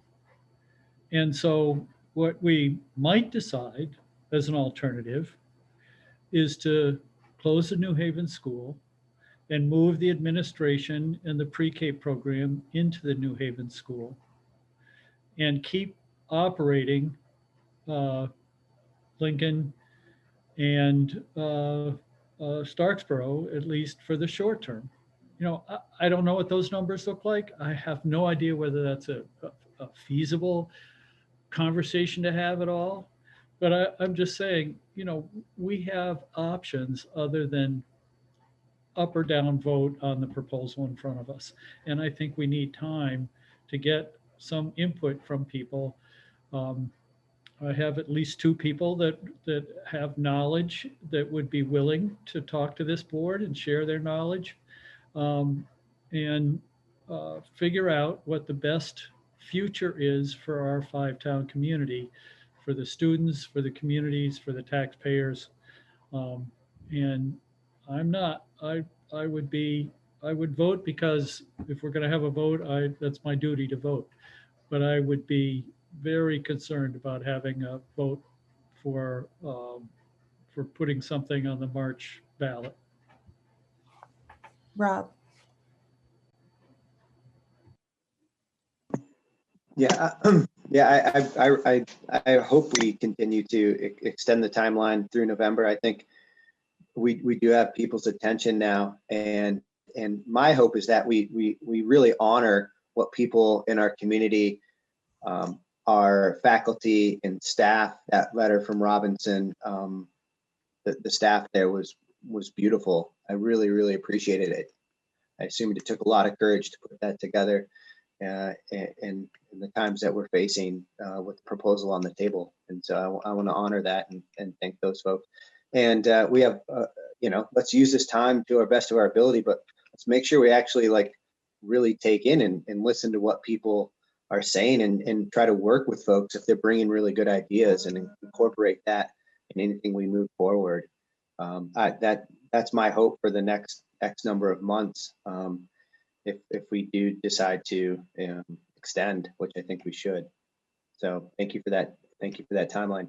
And one other piece I have is I would just love to have a meeting where, as a board, we just have a conversation about the proposal.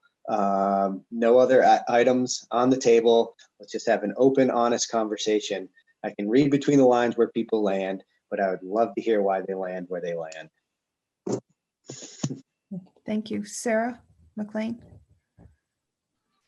Yeah, so I guess I just would love a little clarity on what we're doing right now. So we received the timeline. I would love it to be able to have that document to look at it. I'm sorry, I keep asking for the documents. I just always do best when I can just keep going back and back and back.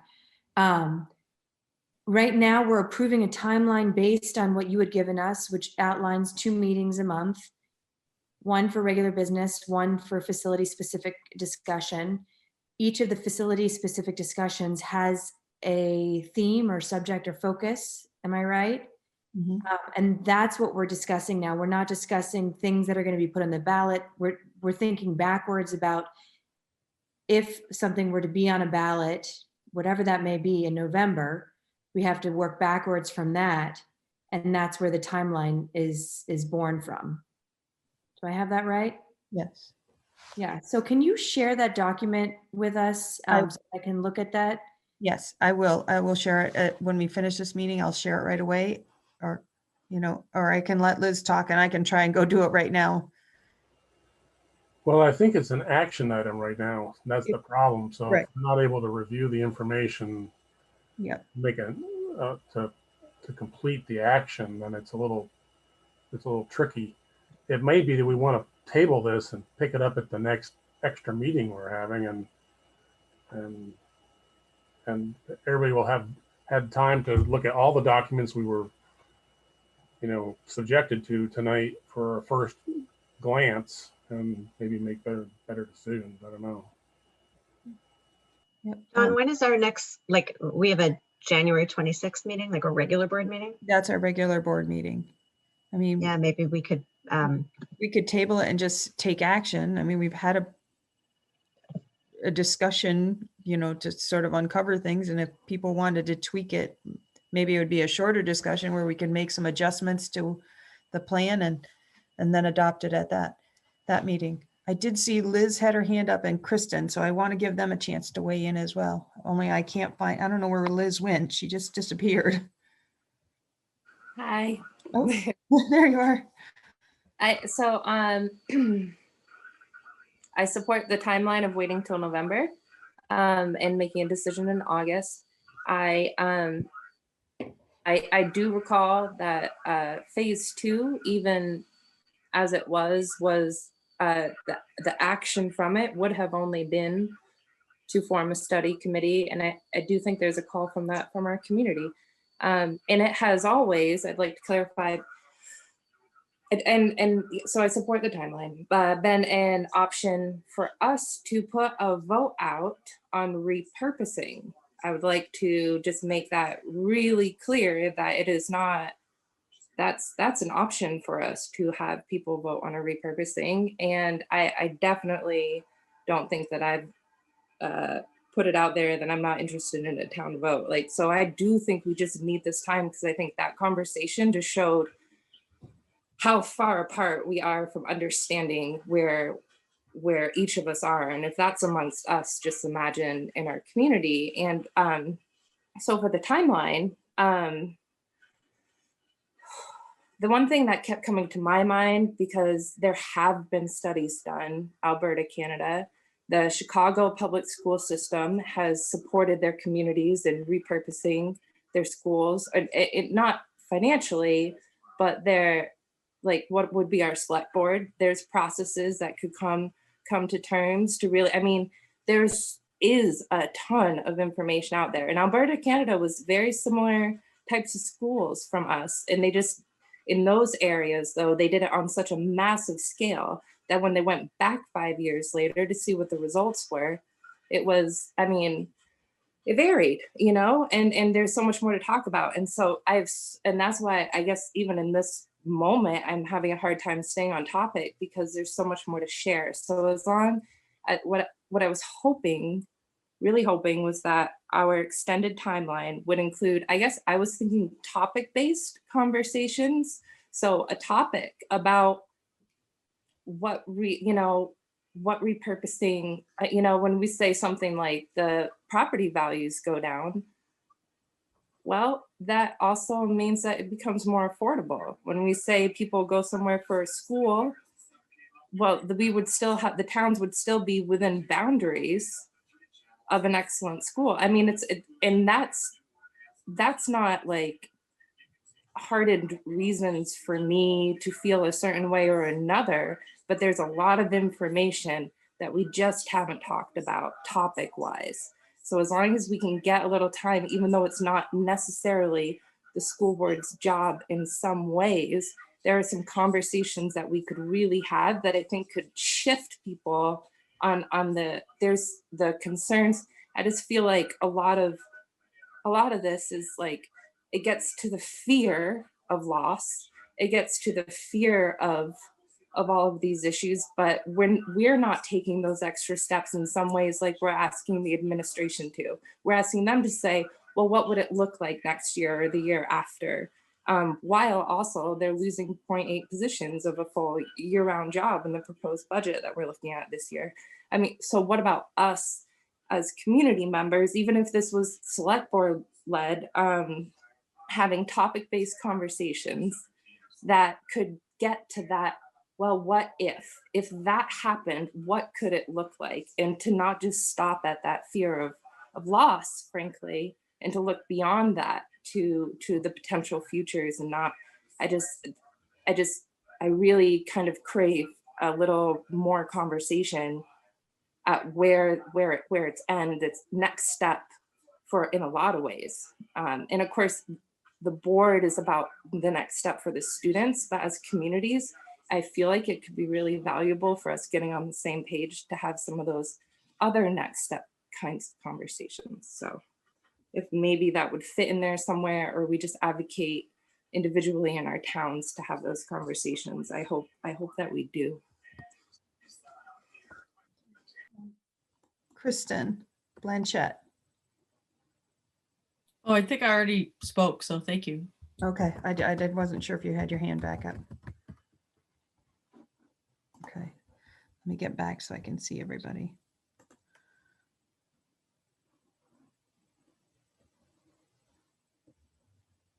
Okay, I need board, oh, Sarah McLean. Yeah, I just wanted to make a request. I know it might be unreasonable, or I hope it's not actually, and that this time will afford us for this to be reasonable, so that the board can get information, receive information prior to meetings, so that the whole process of reading and digesting and being, just having time with information that we're asked to deliberate on in very short time. It's just, it's not an ideal schedule. I think it would be impossible if we were truly to use the data that we have tonight to make a decision. If we had not met on the 13th and decided to stall any action, it would be impossible to truly digest any of that information. And I hear what Andrew's saying, an analysis paralysis, and but I don't think we're even close to that. I think we haven't had any time with much of the information.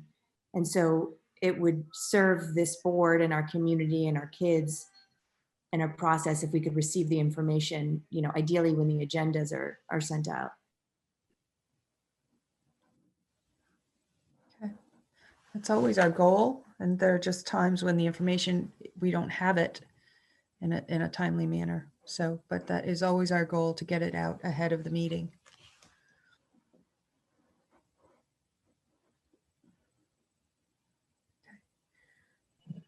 So, John, can I ask a question? Oh, I don't know if anybody else is on there.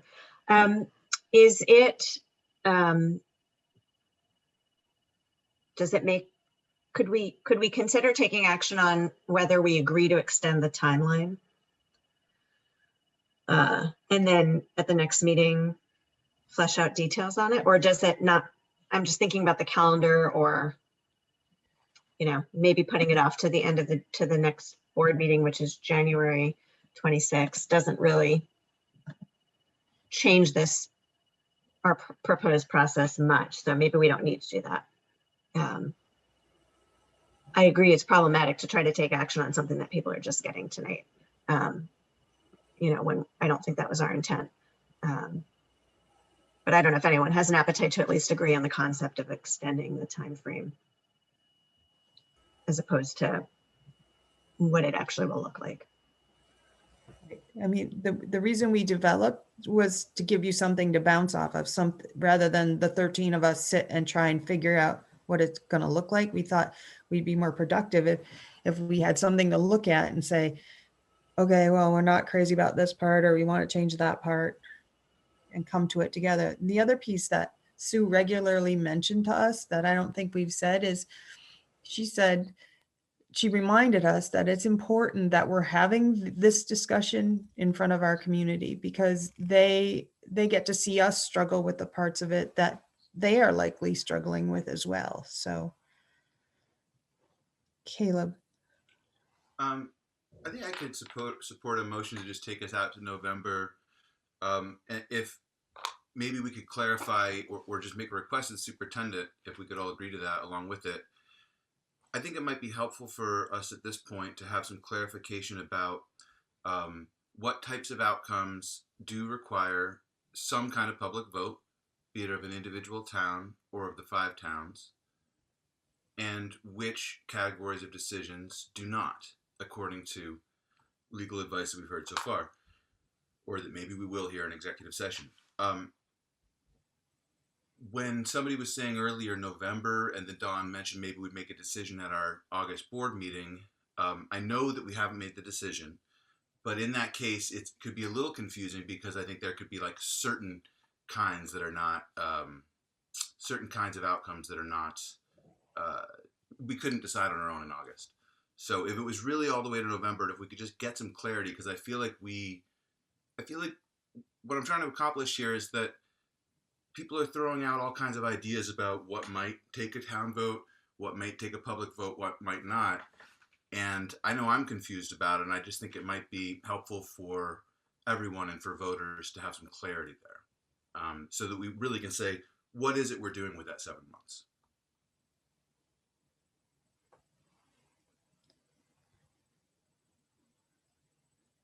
So, Kayla, was that a motion, or is that just a general No, statement? that's just like a suggestion that if we were to make a motion tonight, it would be helpful for me if it clearly said no decision will be made by anyone before November, so that there wasn't a question that maybe we're going to make a decision as a board in August. And 2, if this board could, since Patrick wants requests to be made by everyone, if this board could agree to formally request some clarification on which general buckets of decisions would require votes of our board versus a vote of an electorate.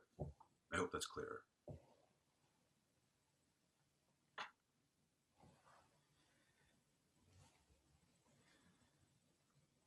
Dave. So I think it's a debate and a potential legal battle. Who needs to vote on what, Caleb? I think the timeline set forth here, it can be extended. We get to August and we haven't figured it out. Or we've made a decision in July and we're ready to go. I mean, and since there's no other election happening in November, it's not like we couldn't mail out ballots in, September and have people vote. There's, as far as I know at the moment, there's no other election happening in November. So, it's all fluid, and I just think the chair and her committee has put together a reasonable timeline that we move forward with that. If you want to table the vote until we've had a chance to look at the documents, I can understand that. I hate voting on stuff when I don't have documents ahead of time. I understand Sarah's concern. So if you want to postpone voting on this timeline until tomorrow night's meeting, aren't we meeting tomorrow night on the budget, or do I have my calendar screwed up? Vote tomorrow night on the timeline, but anyway, I could go on, but I won't. Steve.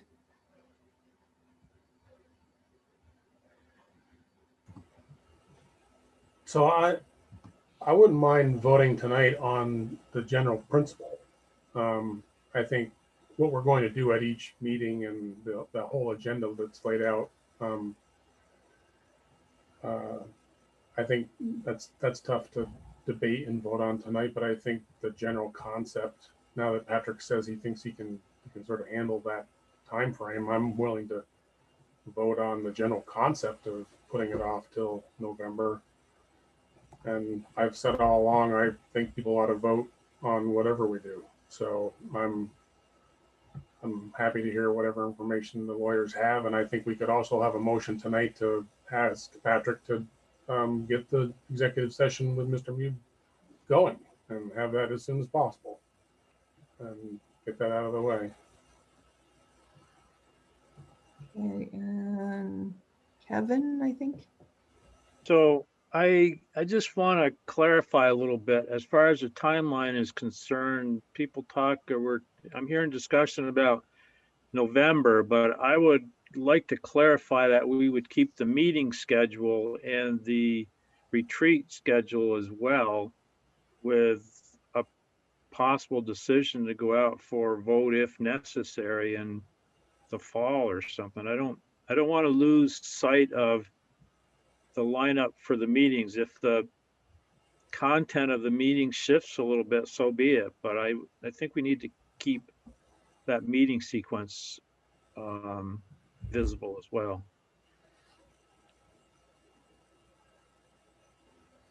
Caleb, is your hand up from before? Or are you up again? Okay, that's all right. You keep jumping around, so I'm like, oh wait, is his hand up again? Yeah, my bad. Forgot to put it down. No. Okay. So it's up to you. Is there a motion? Nope. Kristen, I'm sorry. I'm not going to make a motion. I think I'm going to abstain from this if we move with a motion on it tonight, because I'm a little confused, mea culpa there. But no, I don't have a motion. I was just throwing that out there as an idea because I wanted to see if others were seeking that same kind of clarity. It doesn't sound like it, and that's fine. Okay.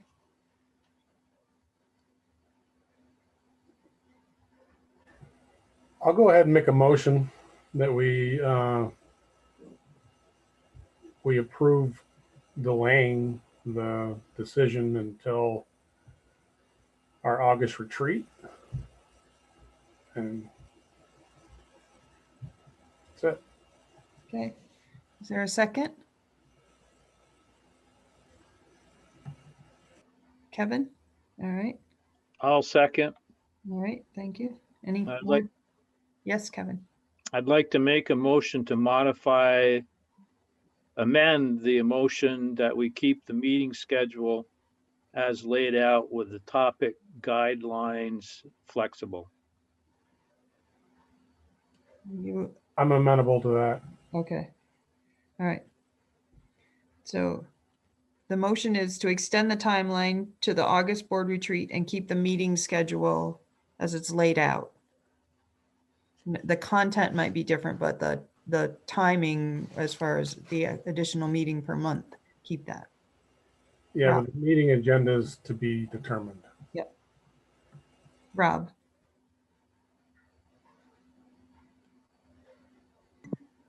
So I didn't get a chance to really look at that original document. So we're going from November now to August? August in the timeline was originally the August retreat, finalized the proposal, outlined the fall work plan needed to inform and engage with community ahead of a decision in November that was the original, in the original timeline schedule. I guess what I thought I heard Steve say is that the decision will be made in August. Well, it will be finalized we wrote finalized, but the content of the meeting, we can decide. Yeah, I think the idea was that, by the August retreat, the board would know what direction it wanted to take. And then we have 2 months to engage the community about that. So that gives us 7 months to continue to problem solve, and then we do have to have a final thing, or we'll just keep going, probably. Got it. Thank you for the clarity. I get it now. All right, are you ready to vote? Okay, Krista, in favor, opposed, or abstaining? In favor. Okay. Sarah McLean? In favor? Okay, Kristen Blanchett. In favor. Okay, Rob Buckland. I support it. Okay. Dave Sharp. Yes. Whoops. Yes. Okay, Kevin Hansen. In favor. Steve Rooney. In favor.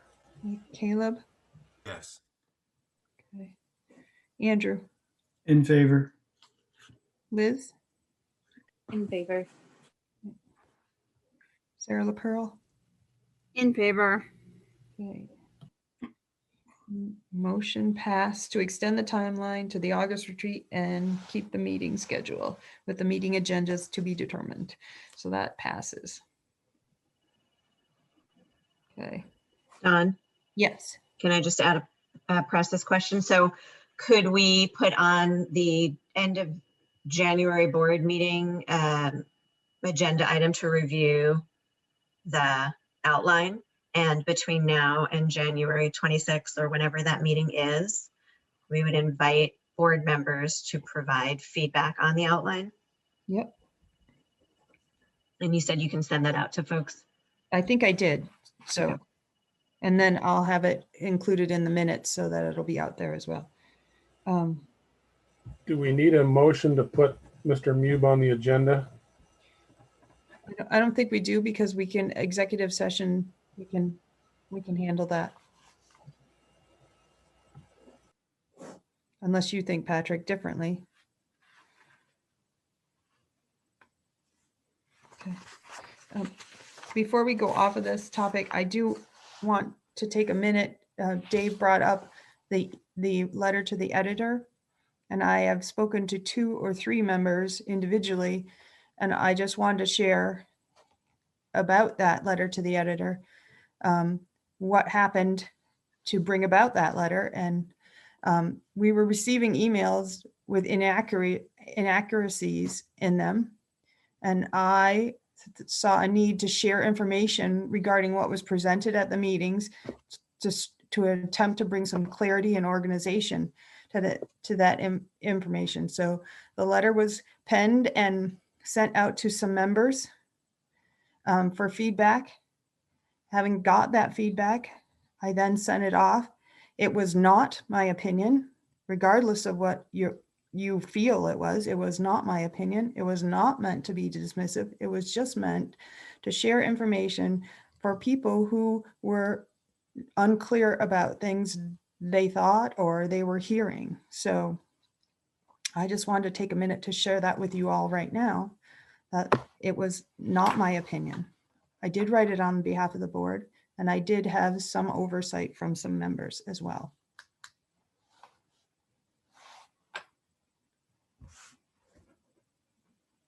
Rob.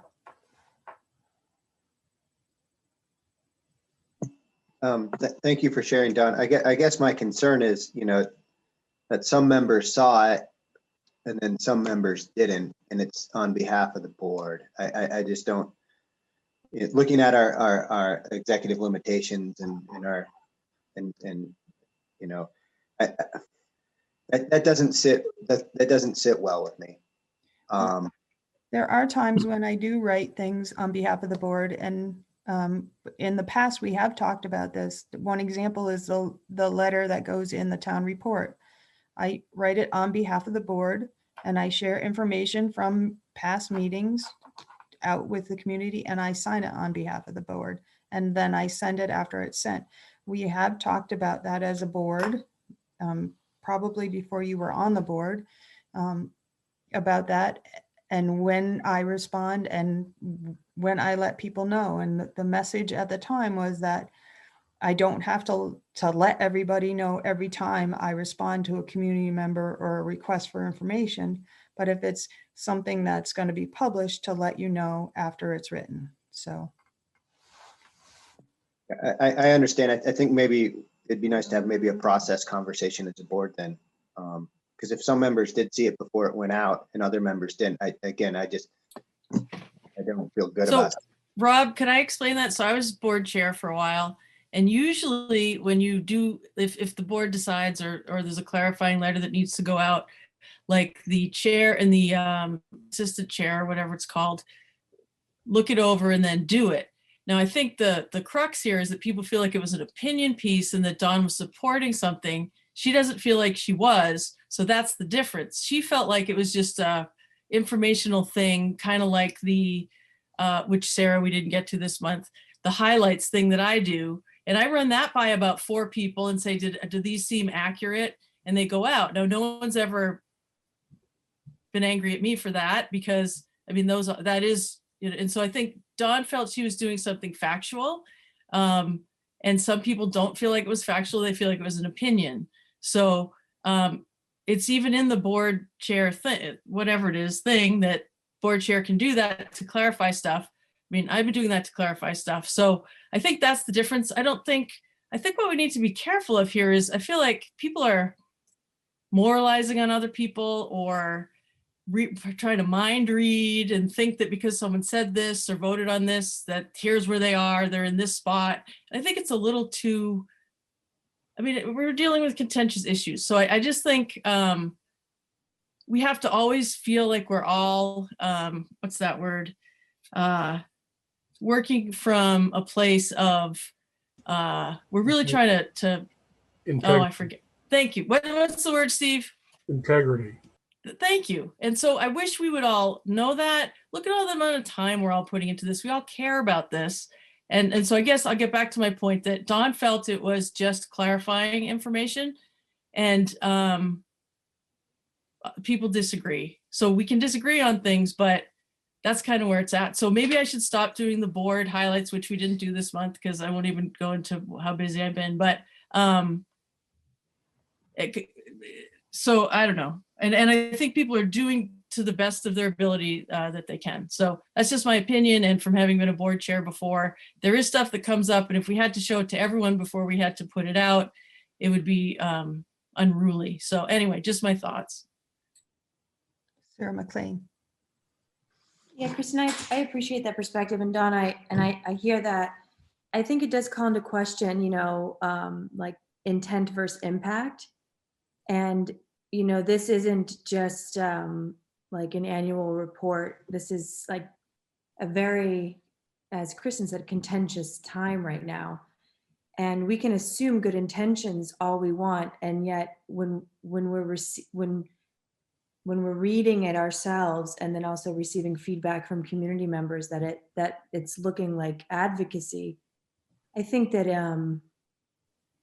it at least acknowledging that, and I think which is what you're doing now, maybe that the intent was not to advocate for a proposal that we have not yet discussed, but yet the impact for many was worrisome that it was a letter of advocacy written by you, on behalf of the board for the proposal through clarification. Like the beginning of the letter read as clarification and the latter part of the letter read as more as advocacy.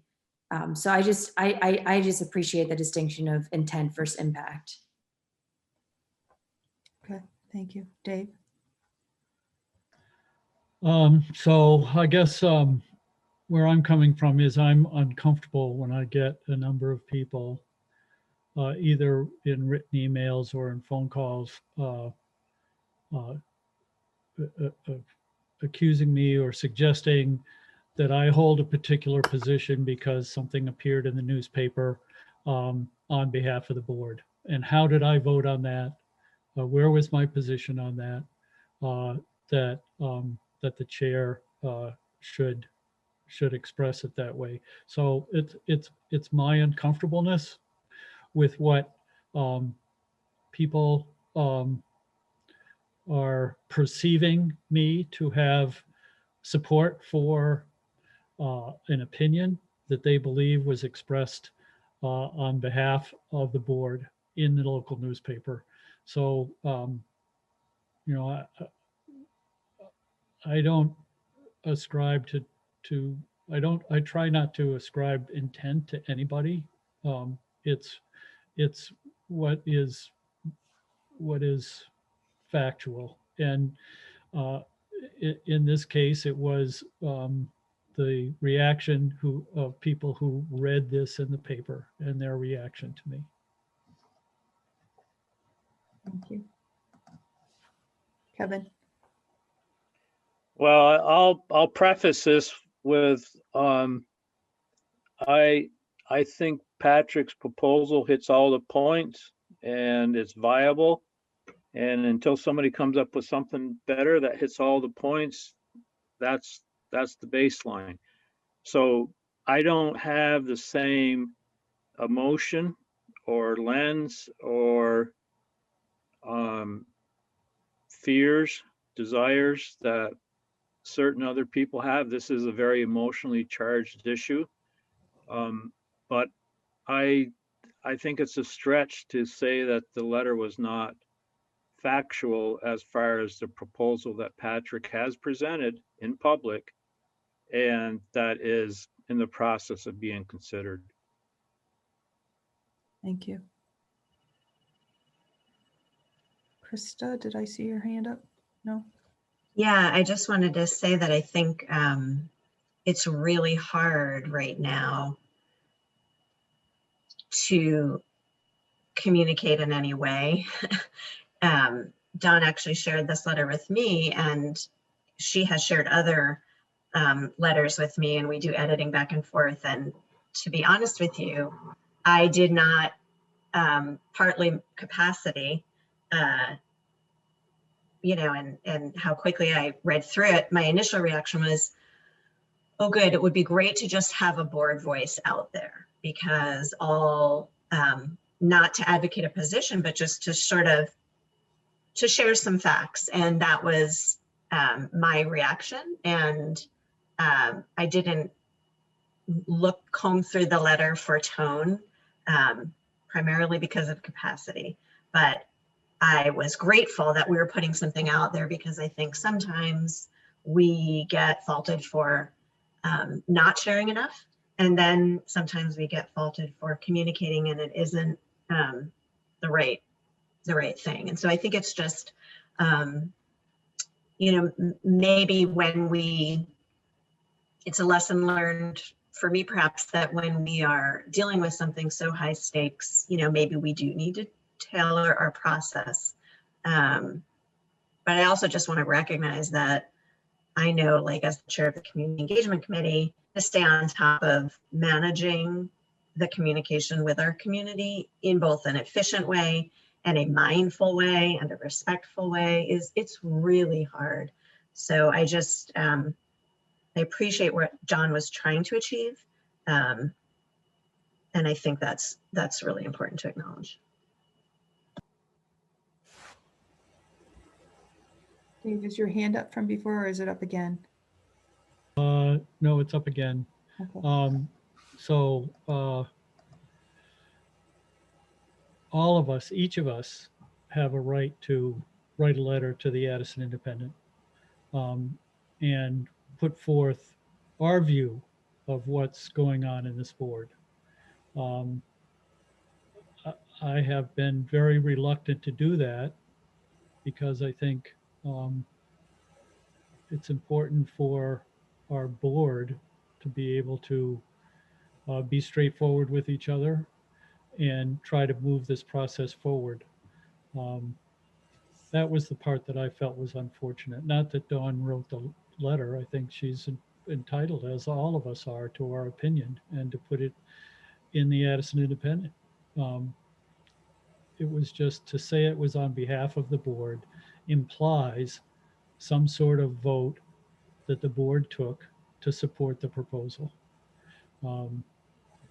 And we took no such vote yet.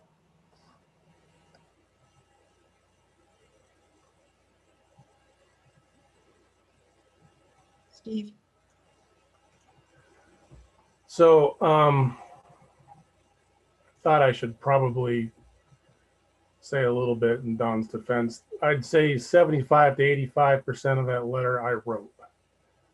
And I sent it to Don and Patrick asking them to vet it because I was going to use it potentially to send back to a constituent who was quite a bit off base on quite a few things.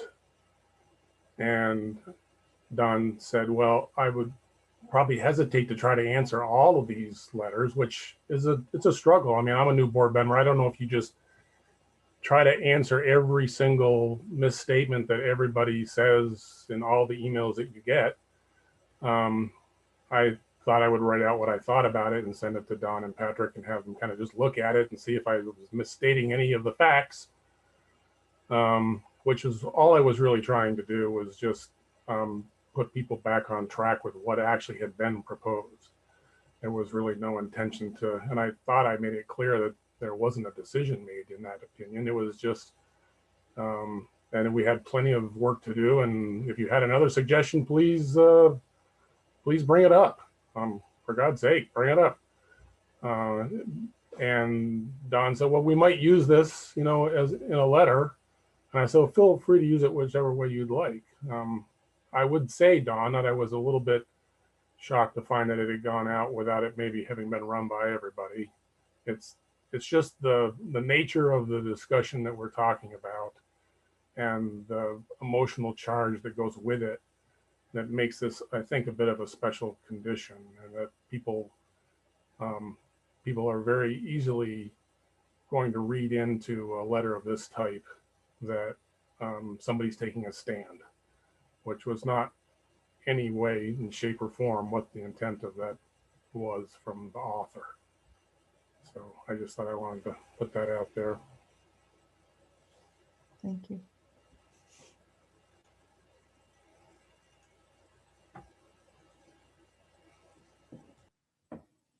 Okay.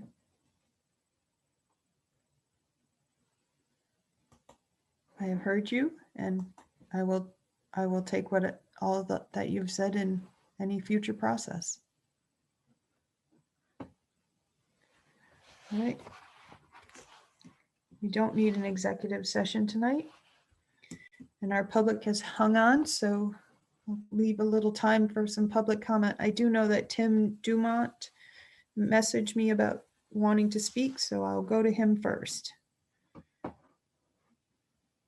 Well, the main thing was I just wanted to let you know that people may want to talk after you guys discussed, and that I don't have anything to say at this point, other than I think in light of the events in Washington today and watching all you guys, I'll just say that being a school board member is probably one of the most thankless tasks that there is in any democracy. And it is incredibly difficult work that all of you are doing. It is thankless. It's important work. It's tiring. It's time consuming, but it is definitely thankless. And no one sees the amount of work that goes into it. And, I would say that that is something that you should all be proud of, is that you've spent so much time on these matters, and obviously a lot more time to come.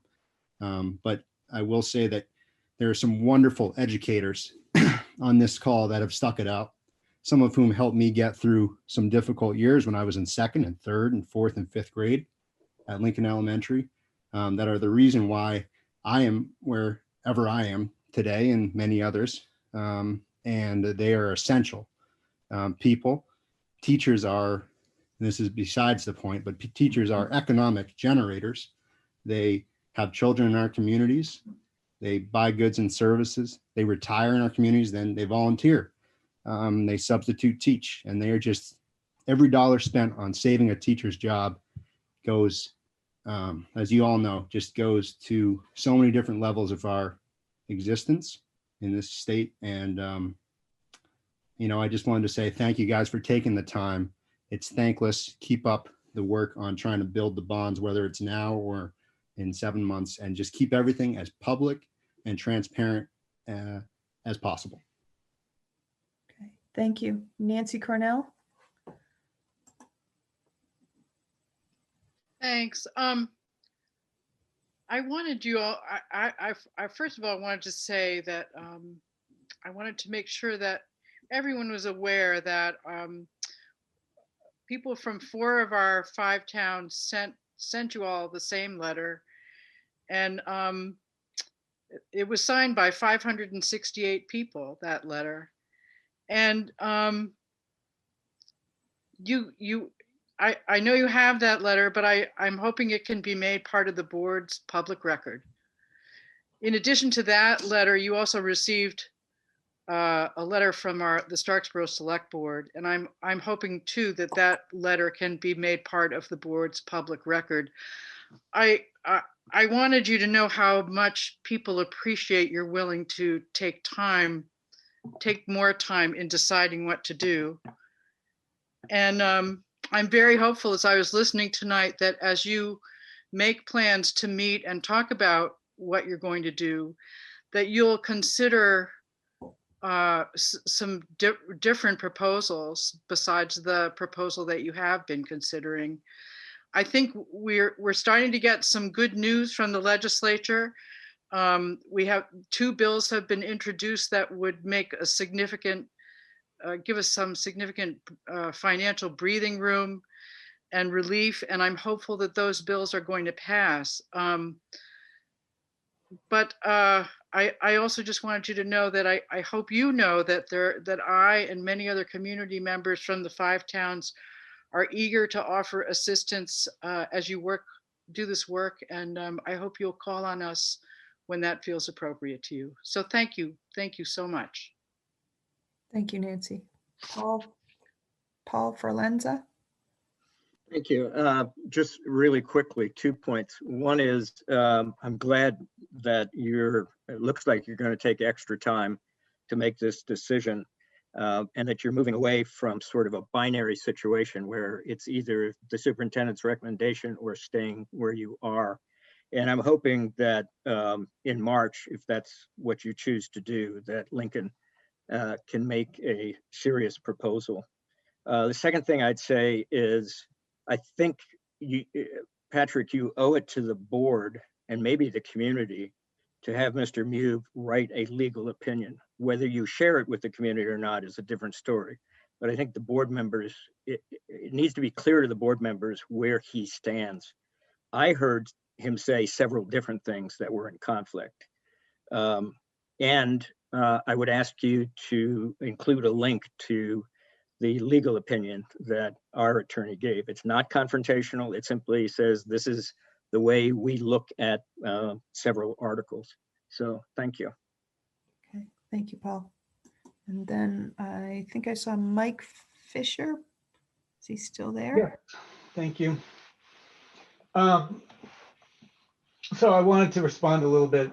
I guess I want to thank everybody for the long and difficult process tonight and in previous nights. And I wanted to respond a little bit to the sentiment I've heard. Why does this have to be so adversarial? And just to recognize, hey, democracy is messy. You know, this is what it is. And you know, I sort of wanted to thank Don and Krista and Caleb and Herb and Nancy and Sarah LaPearl. I think that's the people who are here tonight in this meeting, who were in, and Patrick, by the way, who were active parts of the Act 46 committee. Correct me if I've missed somebody, but you know, we had a long, difficult process.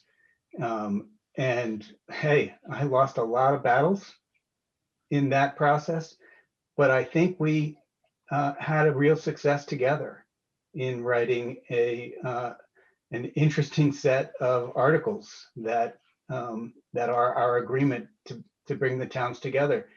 I don't think, you know, we're going to have some differences of opinion about how to interpret those articles, obviously, but you know, I think the real point is we're not storming the gates. We're engaging in a process. It's messy. Sometimes people feel like they've been interpreted wrong. Hey, that's part of the process. And so I guess I just wanted to put it in a little perspective given what we've seen on the national scene. And thank everybody for that. And then I also wanted to say, you know, what are we going to know soon that we might not know now?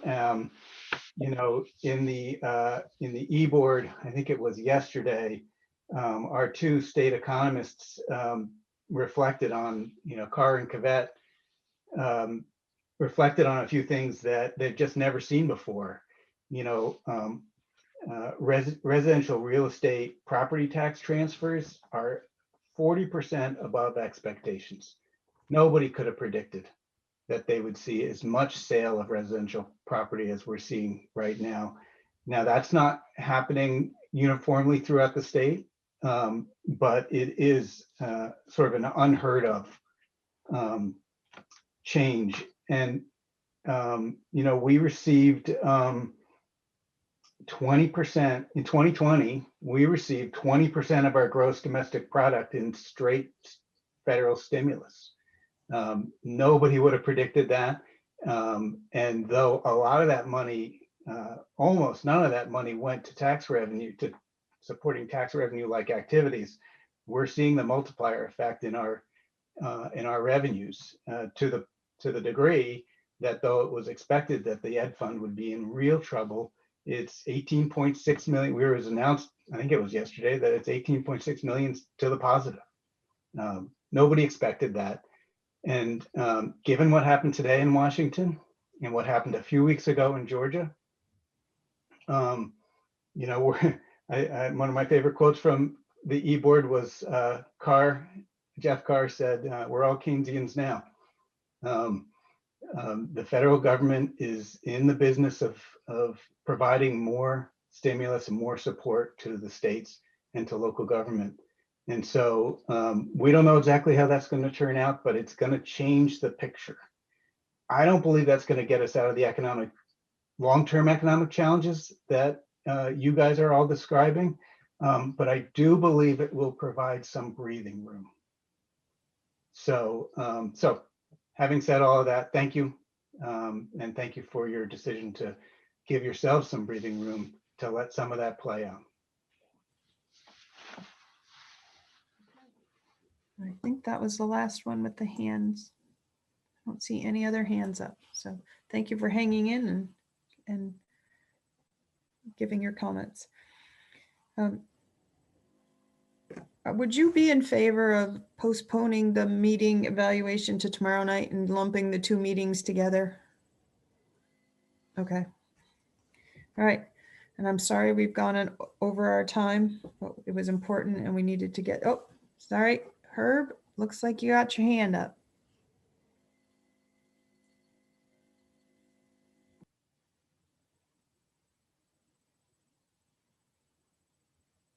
Nope, you're still muted. Yeah, I'm sorry about that. I was punching buttons all over the place and couldn't get the right one. Just a couple of things. I really appreciate the board for and the superintendent for taking a little more time to try to work this out.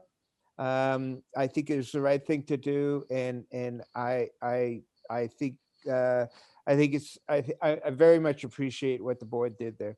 I also appreciate the comments by, I was hearing a lot of members saying, willing to explore other alternatives. I think we need financially feasible alternatives, but I was hearing that people were really interested in welcoming, hearing, and trying to explore those alternatives. So two very positive outcomes for me from this board meeting, and I appreciate your work. Thank you. Thank you, Herb. Okay. All right. Is there a motion to adjourn? So moved. Krista. Second, Sarah LaPearl. Sarah LaPearl. All right. All those in favor of adjourning, please say aye. So I don't have to. Aye. Aye. All right. Aye. 10:18. Thank you all. See you Good tomorrow. night. Thank you, everyone. See you tomorrow. Thank you, Don. Thank you, Dawn.